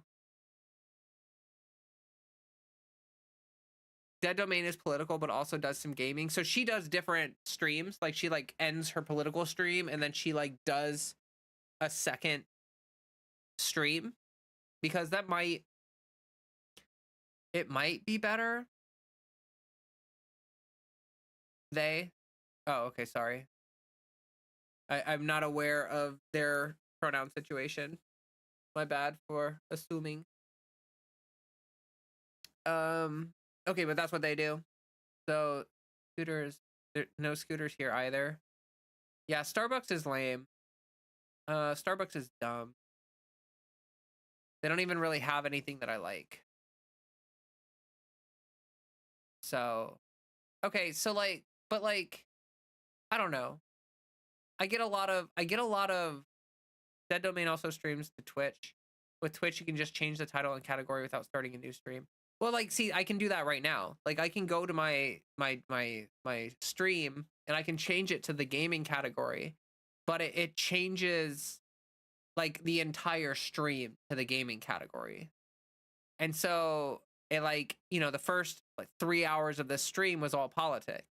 And now if I go and do gaming, essentially the viewership is just gonna fall off the face of the earth.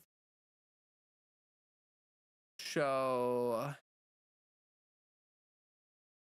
I don't I don't know. I guess I need to do a little more research into that. I feel like maybe the move is to swap it to cut it to two separate VOD. Um Maybe. So like the majority report does their first half, like the show half, and then they do the fun half, right? And those are two separate streams. Now but they put the fun half behind a paywall.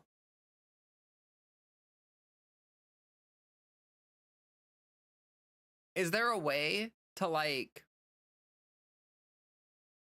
I don't like could I schedule two streams and then like but I would have to have like a start time for the one stream. Like I'm trying to figure out if there's an easy way to transfer all of you people to the next stream. Like if I started a new stream, would it be possible to just get you all to like pop over to the other one? I don't know.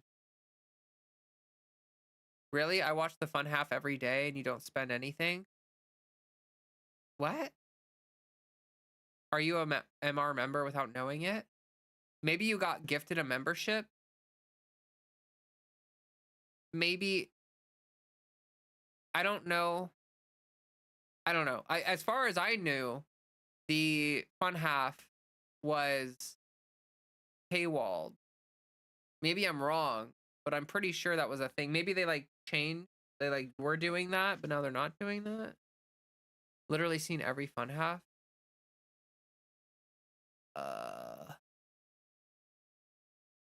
Yeah, like maybe I can start another stream without ending this. Well, I don't know if I can do that. Maybe I can do that. I need to figure out how the majority report does it. Like I need to figure out how they set up their like fun half stuff. Oh, I broke my thumbnail broke. I'm gonna have to like clip it off. RIP thumbnail. Got like a pretty deep gash in it.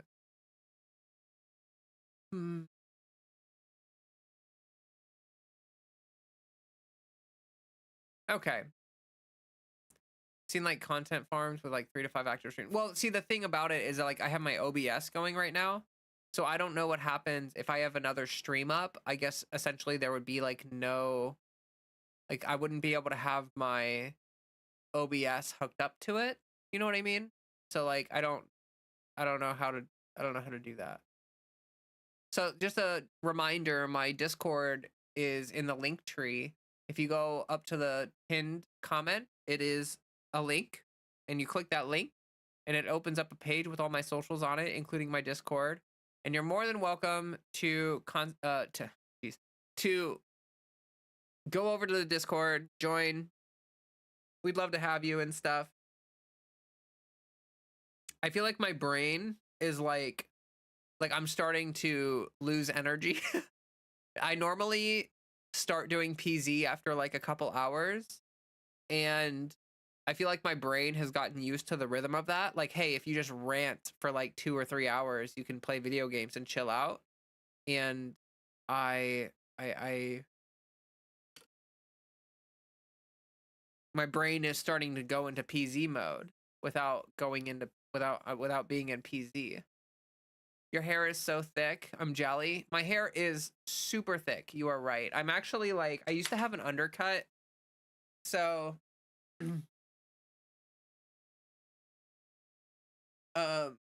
you can see that some of my hair is short. Some of it is long. I used to have an undercut and I've been growing that out since I started my transition. So it's been about 1.5 years of growth. I really can't wait for it to grow out more. Honestly, I love my longer hair. It's really annoying having my hair, like my hair should be thicker down here. Like all of this part there should be more. It should be thicker, but it's all up here. Like it's all up here. Cause like the part of my hair that's grown out is just like the very top. Like the very top part is like the only part that's actually grown out. And so like it's like not a lot of hair. Like my hair is gonna be so thick when it actually all grows out. But it takes forever. And when I first started growing out my undercut, I thought it looked really horrible. It's getting better, But when I first started growing out the undercut, it really, really screwed things up. Did HRT restore your hair more than you expected? It did for me. I wasn't too far gone, but I had been thinning a while. Yeah, actually, yes. So my hairline was receding. It was. And actually, it has been regrowing. Like my hairline has been coming back. And honestly, I love it, but I will say that like all of the stray hairs, it's really annoying. Like right now, I have a bunch of like hairs that are like not really long enough to like tame. And so they like come down and they like poke my face and they like poke me in the eye sometimes and they're just freaking like it's all over the place.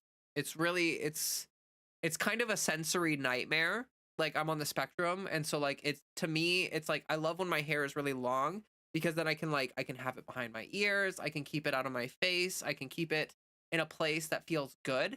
But when it's like when I've got all these small hairs that are like regrowing, it just like it's all over the place, and it's just like you love my hair? Well, thank you. Your hairline didn't. I'm sorry to hear that. Maybe maybe you might have to use like other other things, but yeah, hair is annoying.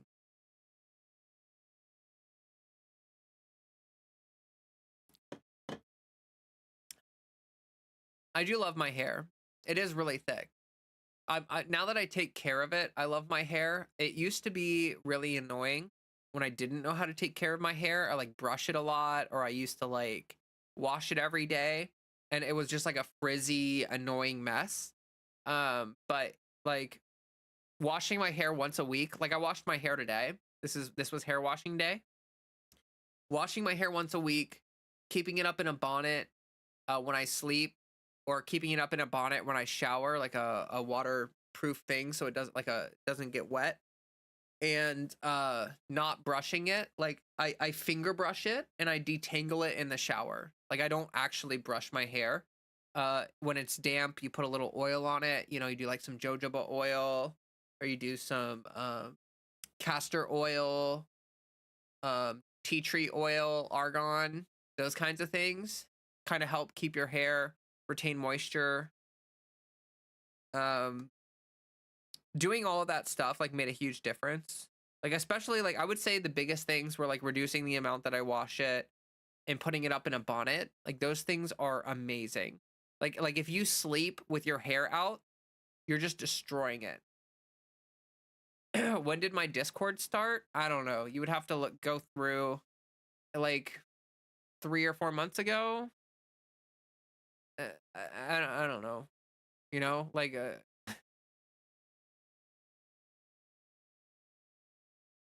I think we started the Discord.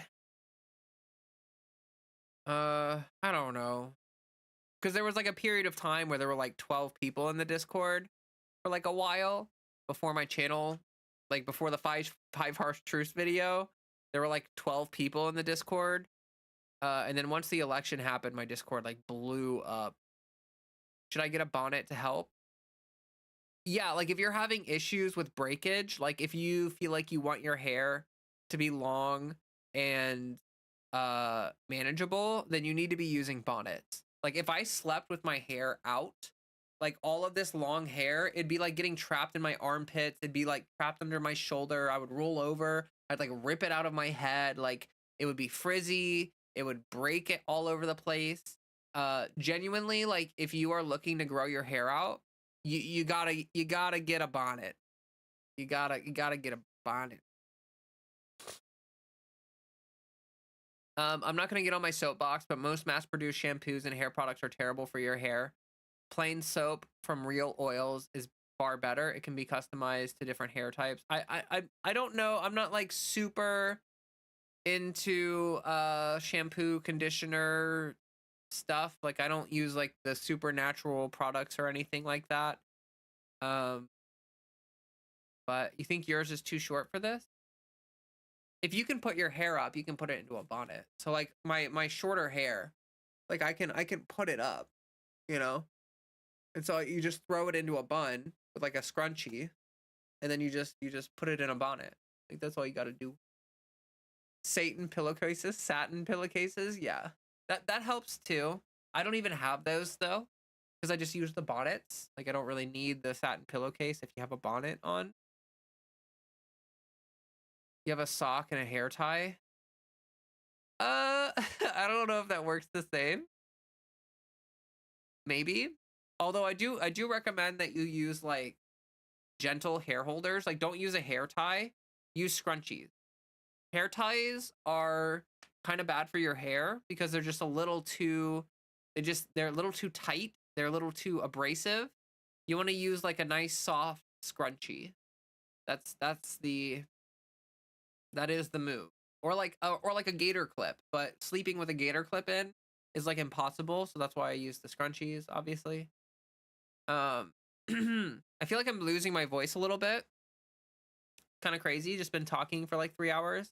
My voice is like getting like kind of harsh. I'm getting like a little dysphoria for my voice right now because like I feel like I've just been talking so long, like my resonance is starting to like I'm starting to lose resonance or whatever, and I'm starting to feel like dysphoric about my voice. Kind of a weird thing, but it's not like I don't feel like my voice is changing that much. I feel like I'm just like getting raspier. I've actually someone told me last week that I should like warm up before I get on stream to help with the voice and stuff, which like yeah, I should probably do that. Need more water? Yeah, I just sip some. Definitely need water.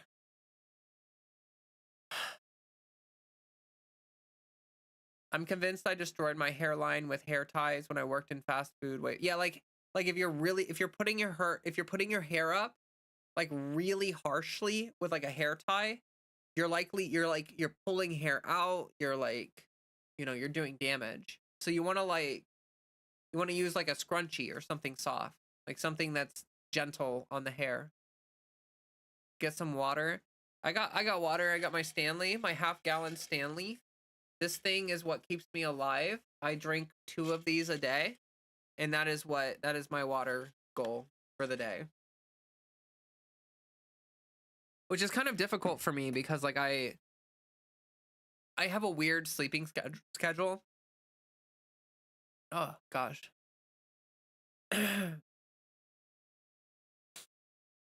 Just need more water. Yeah. As a singer, I wonder if it's a sign of vocal fatigue. It is definitely a sign of vocal fatigue. So I'll be totally honest with you. Like, I'm not a super social person. I don't have a lot of friends. I don't have a lot, I don't talk a lot in my real life. I spend a lot of time not talking at all. And so the most I ever talk is when I'm here on stream because it's a one-sided conversation. If I'm silent for too long, then it feels weird. Like if you're having a conversation with someone, you're sharing time, like they talk for a while, you talk for a while, like you're sharing time, you're not always talking. But when you're streaming, you're just like you are both sides of the conversation. You know what I mean? You're giving voices to the comments you're reading and then you're replying to them, all that stuff. It's all talking. And so like I go from barely talking at all to like talking for like 3 hours straight nonstop. um do you have a way that I can message you? I wanted to ask you a content creator question. You can message me on Discord. Like again, my link tree is pinned in the chat. My Discord's there. If you join the Discord, I'm in the Discord. You can either ping me in the Discord or you can message me on Discord. Let me ask you a question. When will Donald Trump give up and resign? Not just him, but Musk, Vance, Ramaswamy. Well, Ramaswamy's not even a part of the administration. He got booted before Doge was even created. When will all of them resign? They're not going to. That's the issue. That's the thing, is that like Trump has the power of complete and total narcissism. Donald Trump is the definition of never back down because he doesn't admit ever when he's wrong. He doesn't admit ever when he's done something stupid.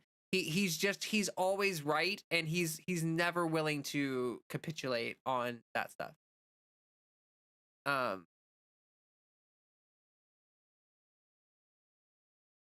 Leah, tell me when everything is going to be okay again.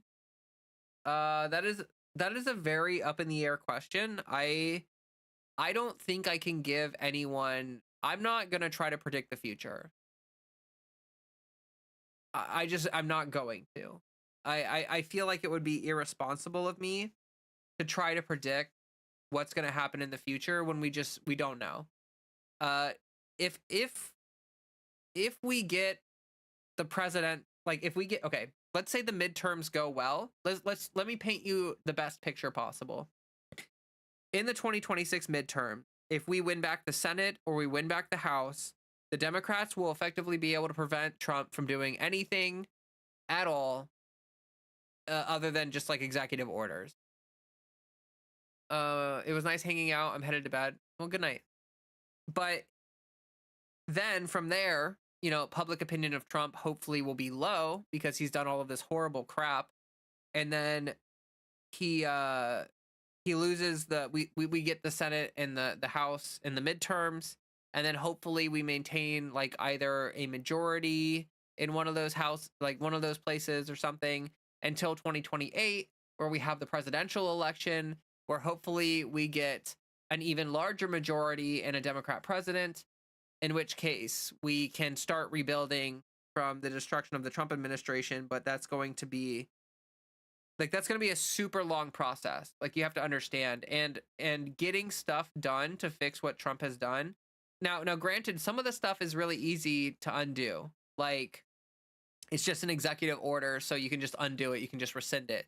But some of the stuff that he's doing, some of the stuff that Trump is doing is like almost irreversible damage. Like the foreign relations stuff, like stuff with Mexico and Canada. Like, America looks like a joke right now, and I'm all for American hegemony falling, and like I'm not like I don't like American exceptionalism, and I don't think that America should remain like the superpower forever or whatever. And we're clearly seeing America lose its status as a superpower under Trump because, the rest of the world is seeing how our country is being run, and they're going to simply move away from focusing on America as the worldwide cultural center and everything. Like, they're just, like Europe and Canada and Mexico and all these other countries, they're like definitely realizing that, like, being in a relationship with America is like being in a relationship with a bipolar insane person, and not in an ableist way, but like in a way where like you have to understand, like, under Joe Biden, foreign relations versus under Donald Trump, it's whiplash. It's like it's you have no idea. There's no stability. It's just it's terrible. It's terrible, and it threatens our standing as a superpower worldwide. Like, it leaves gaps. Like, China can start trying to fill in the gaps that we're leaving, like with the Paris Climate Accord and NATO. All of those things cement the American hegemony across the world, and without those things, we are no longer leaders, and we are simply just some deranged country that keeps electing lunatic.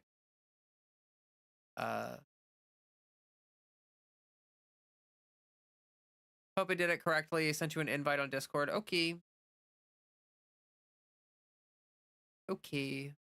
But yeah, it's just,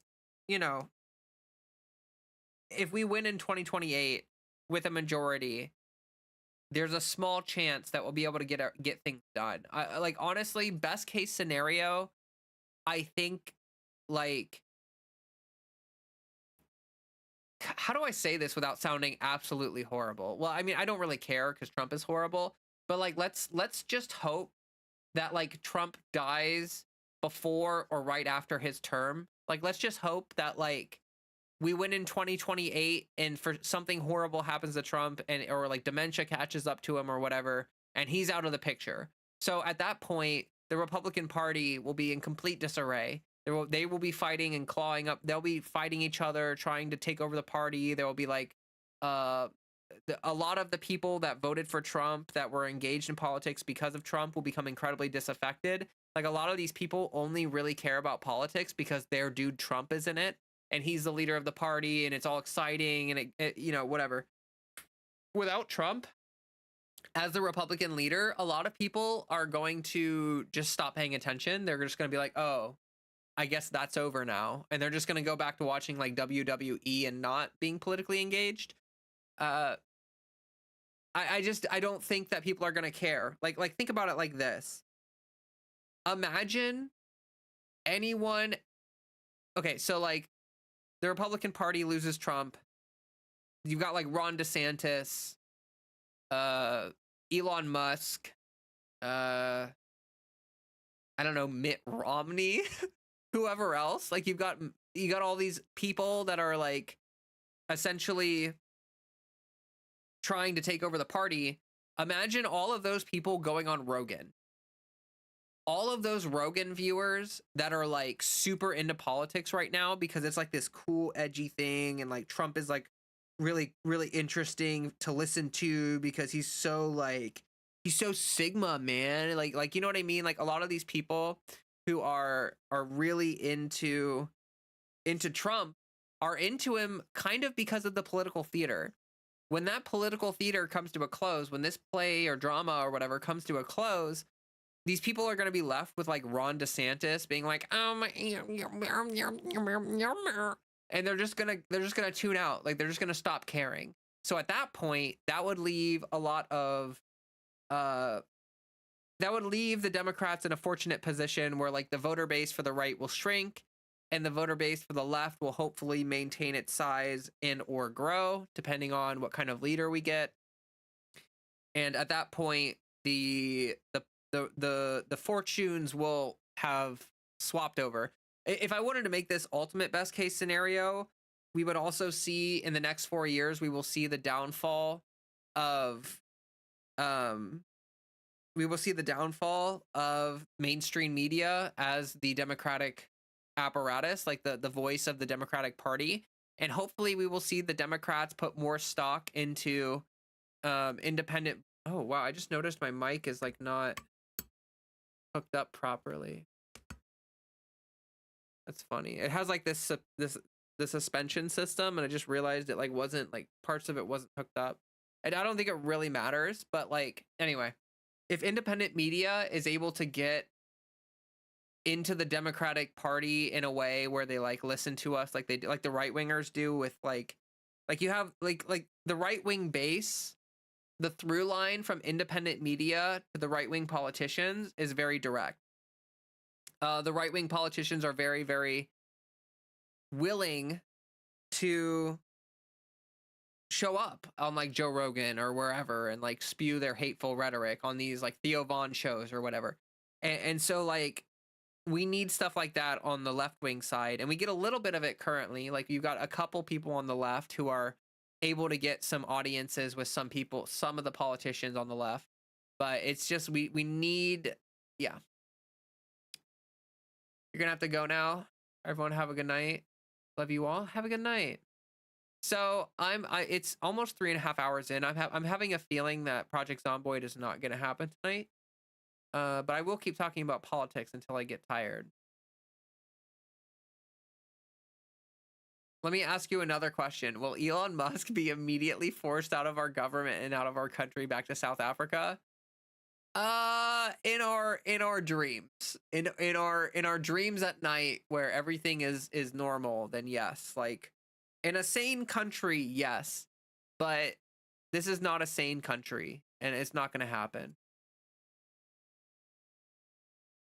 AOC and Walls spent more time streaming. Instagram and Twitch. Sanders streams on Twitch. Yes. I mean, that's important, but we need more of that. And we need direct acknowledgement of like I think like certain Democratic politicians are willing to engage with left-wing media, but there are tons of them who don't want to engage with it at all. And I think that's very problematic.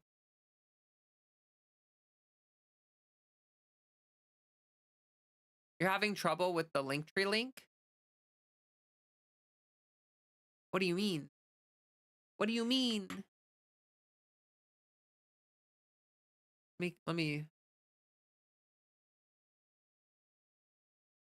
Looks like it's working to me. Are you on mobile?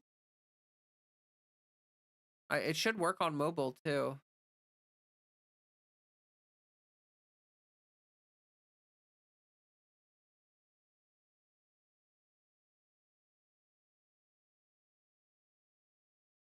If you win the presidency, you gotta run Matt Damon. I don't know anything about Matt Damon. I don't know anything about him. Uh,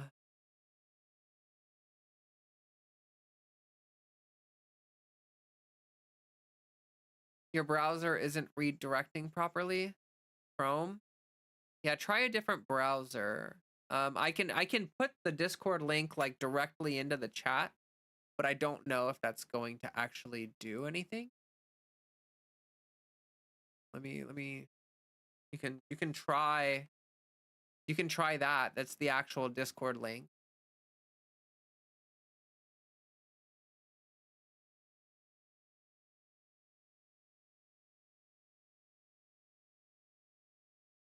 I depend on psychiatric medications to help with my anxiety and depression, so hearing that RFK Jr. wants to ban said drugs terrifies me. What are your thoughts? I think that he'll probably try. Like he'll probably try. I think that's probably one of those things that'll get blocked by a court. But can I be totally honest with you? Like, if he tries that, it's going to piss so many people off, and like, it's going to contribute to the cultural backlash against the right. Like, I honestly, it hasn't been long enough for us to see whether the favorability ratings and stuff are going to plummet for Trump and in Musk. Like, Elon Musk's popularity is already crumbling, but everything is happening so quickly, we're not getting enough time to get feedback. And also, every president always starts with high approval ratings. Like that's how it is every time. Every president always starts kind of like in the green. And Trump is expending a lot of political capital very quickly. Like he's expending his political capital to try to push, his crazy fascist agenda through. And I just think that he's going to find himself in a very, very poor place here in a couple months. I think in a couple months we're probably gonna see people really pushing back. I'm actually very curious about how this will be when it happens. Like Trump will lose favorability. He will hit a point where he's like he's approval is 48% according to one poll I saw. That seems like it's holding for now. But like once public opinion collapses, I'm just curious. I'm just curious what happened. I'm also very skeptical of polls in general, especially after this past election cycle. Like I feel like everyone should feel a bit skeptical about polls, because they were pretty wrong. They were pretty off. And I mean, like, most polls were showing a coin flip, and that is kind of what we saw, is that it was a very close race. But polling in general was showing certain things that didn't really, I don't know. And I don't know how much we should be trusting polls. But that's probably what Trump will say when when the polls come out and his favorability ratings collapse. It'll probably he'll probably just say, I don't know about these polls. Fake news.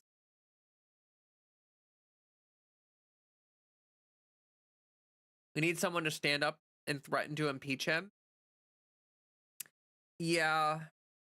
I mean, in a sane world, he would have been impeached already. But like the federal funding freeze, I feel like that's already grounds for impeachment. Like you're just trying to grind congressionally appropriated funds to a halt. Like that is unconstitutional and illegal, and it's an outright overreach of power.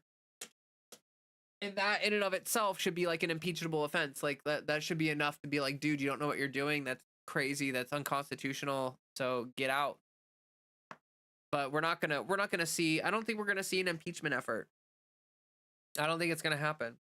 Like honestly, I hate to say it, but like after January 6th, him not receiving accountability, like having no accountability for January 6th, like if you feel like law and order is still a thing for the elites, then you just need to realize like he never there was no accountability for that. Like that it's not going to happen.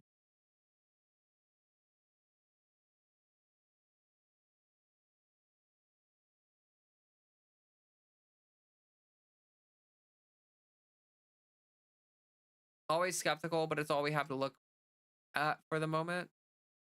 I guess. I guess.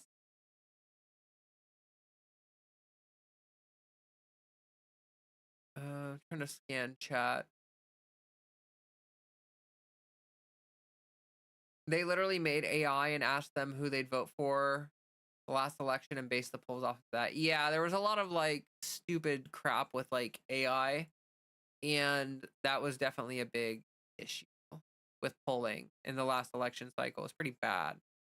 Pretty bad. How would Trump and Musk react to public mockery and booing, like at rallies and such? Oh, they would crash out super hard. Like they would crash out really hard.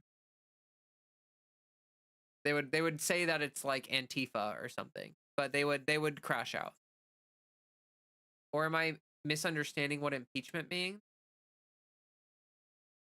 I think you probably know what impeachment means. I just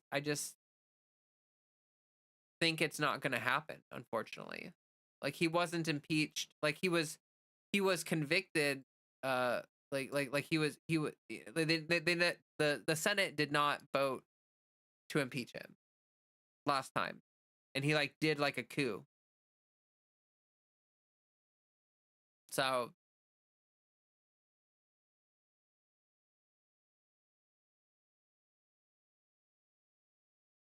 concerned citizen, I don't know. Your questions are always like, I don't, are you AI? Are you the AI? Is that what's happening?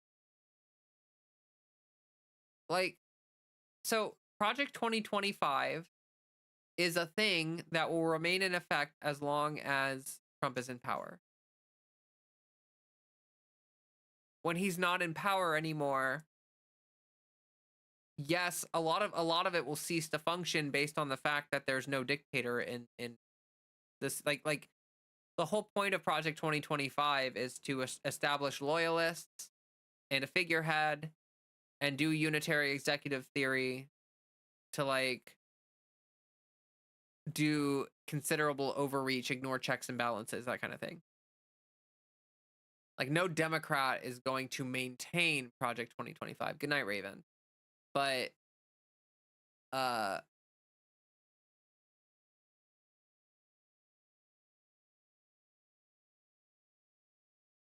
yeah, I'm getting really tired. I'm getting very sleepy. Does anyone else have anything else they want to talk about? I need to like go to I need to get this nail taken care of.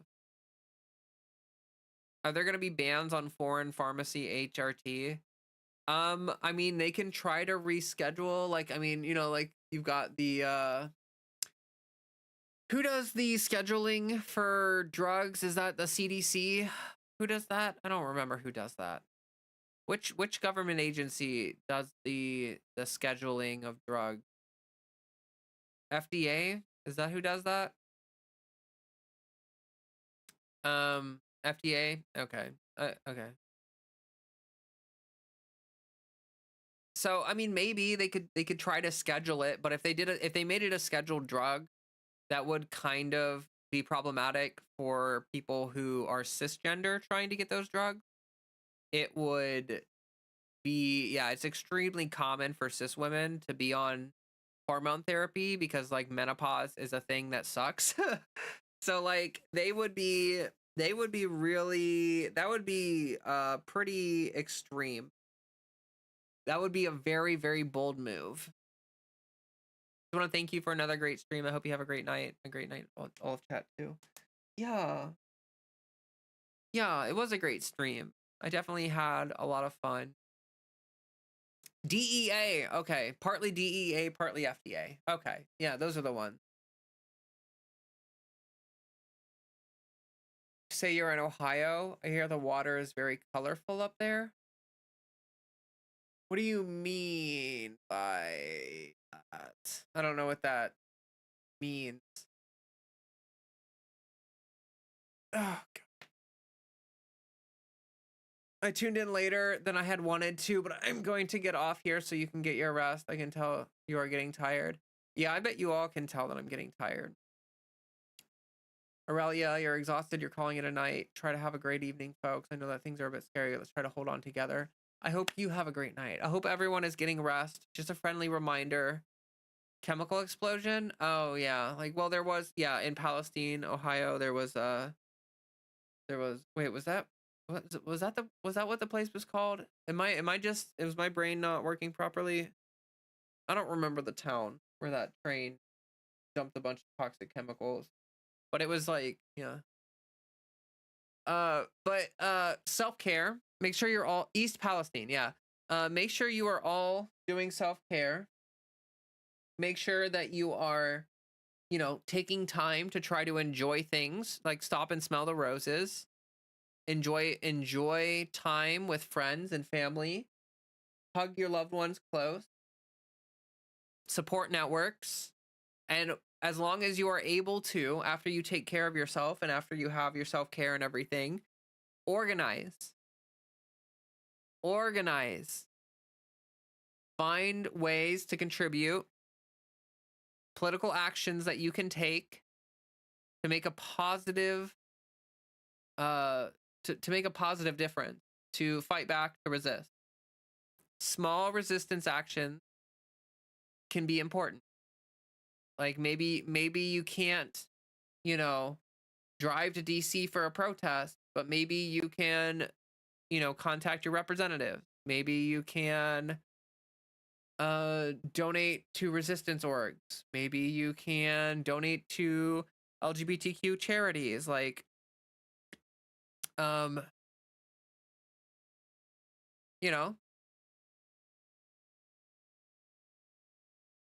active self-care is hard, but please remember to do it. Yes.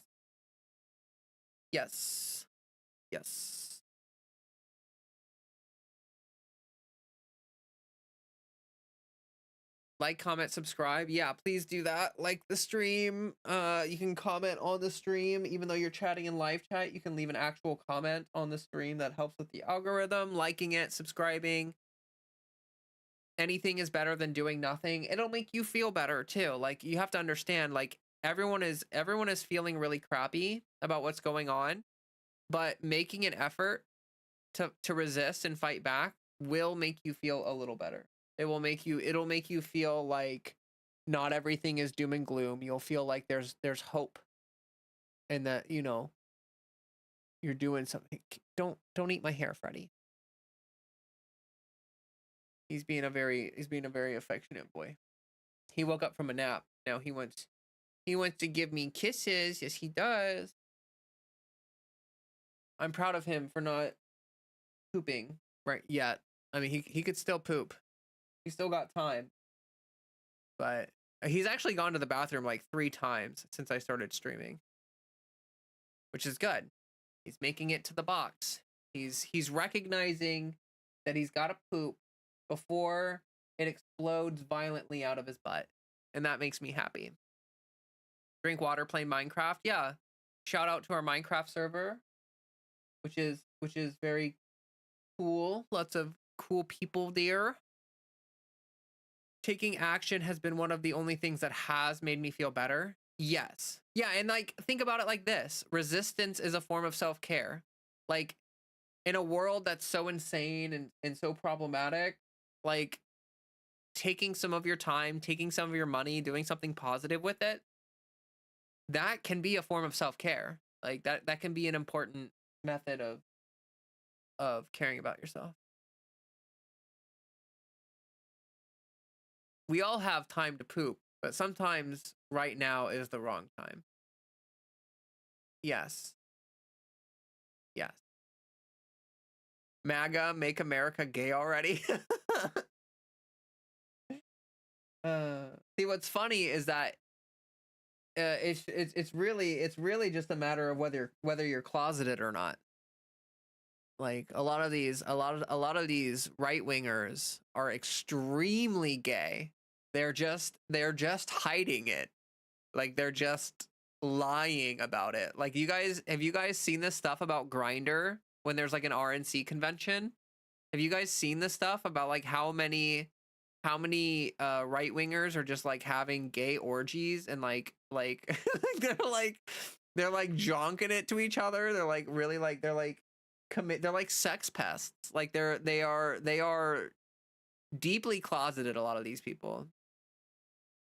And that's where their hate comes from, because they have like internalized homophobia and an internalized uh transphobia and all that stuff, and it causes them to, yeah, RNC crashed Grinder 3 times. Yeah, that level of traffic, that is nearly unprecedented. Yes. Yes.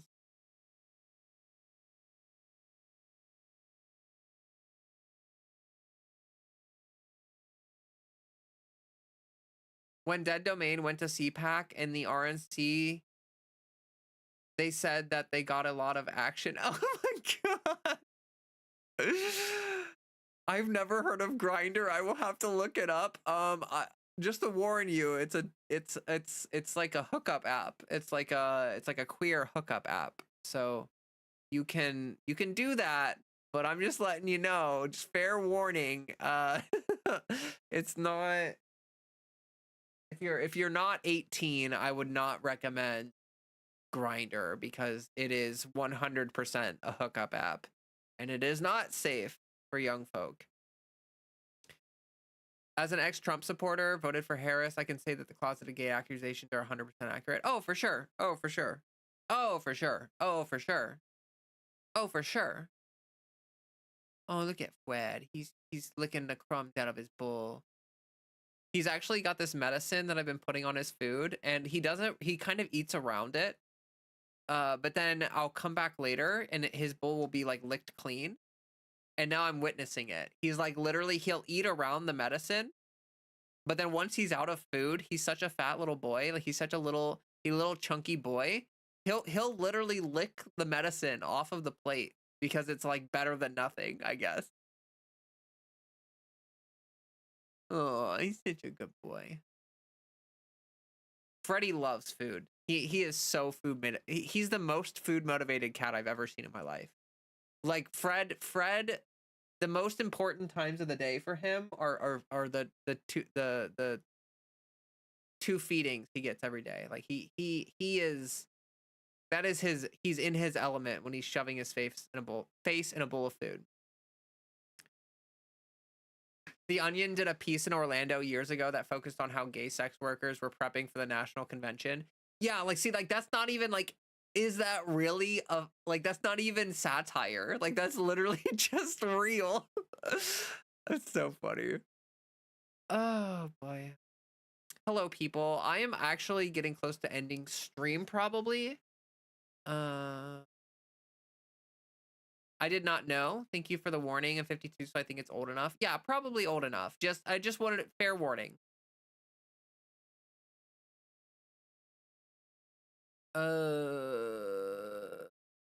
Okay, so I'm gonna go ahead and start wrapping up stream because I'm very tired. It's been like 4 hours. I'm sorry for the people that have just sort of like joined in and whatnot, but it has been a long stream. My brain is not working super well. And you can just watch the VOD if you want. Like as soon as I end the stream, the VOD will be available. You can like watch it or rewatch it or whatever. There was a lot of ranting. There was a lot of engaging with chat. There was definitely some arguing. I definitely called out some chatters and was engaging in an argument against certain viewpoints. So, I appreciate you all for hanging out. Thank you all very much. You can join the Discord if you want. You can like the stream. You can subscribe. You can whatever. Zomboid tomorrow. When do I normally stream? I normally stream on Sundays, but like Monday has been working out the past couple weeks. So like Sunday or Monday.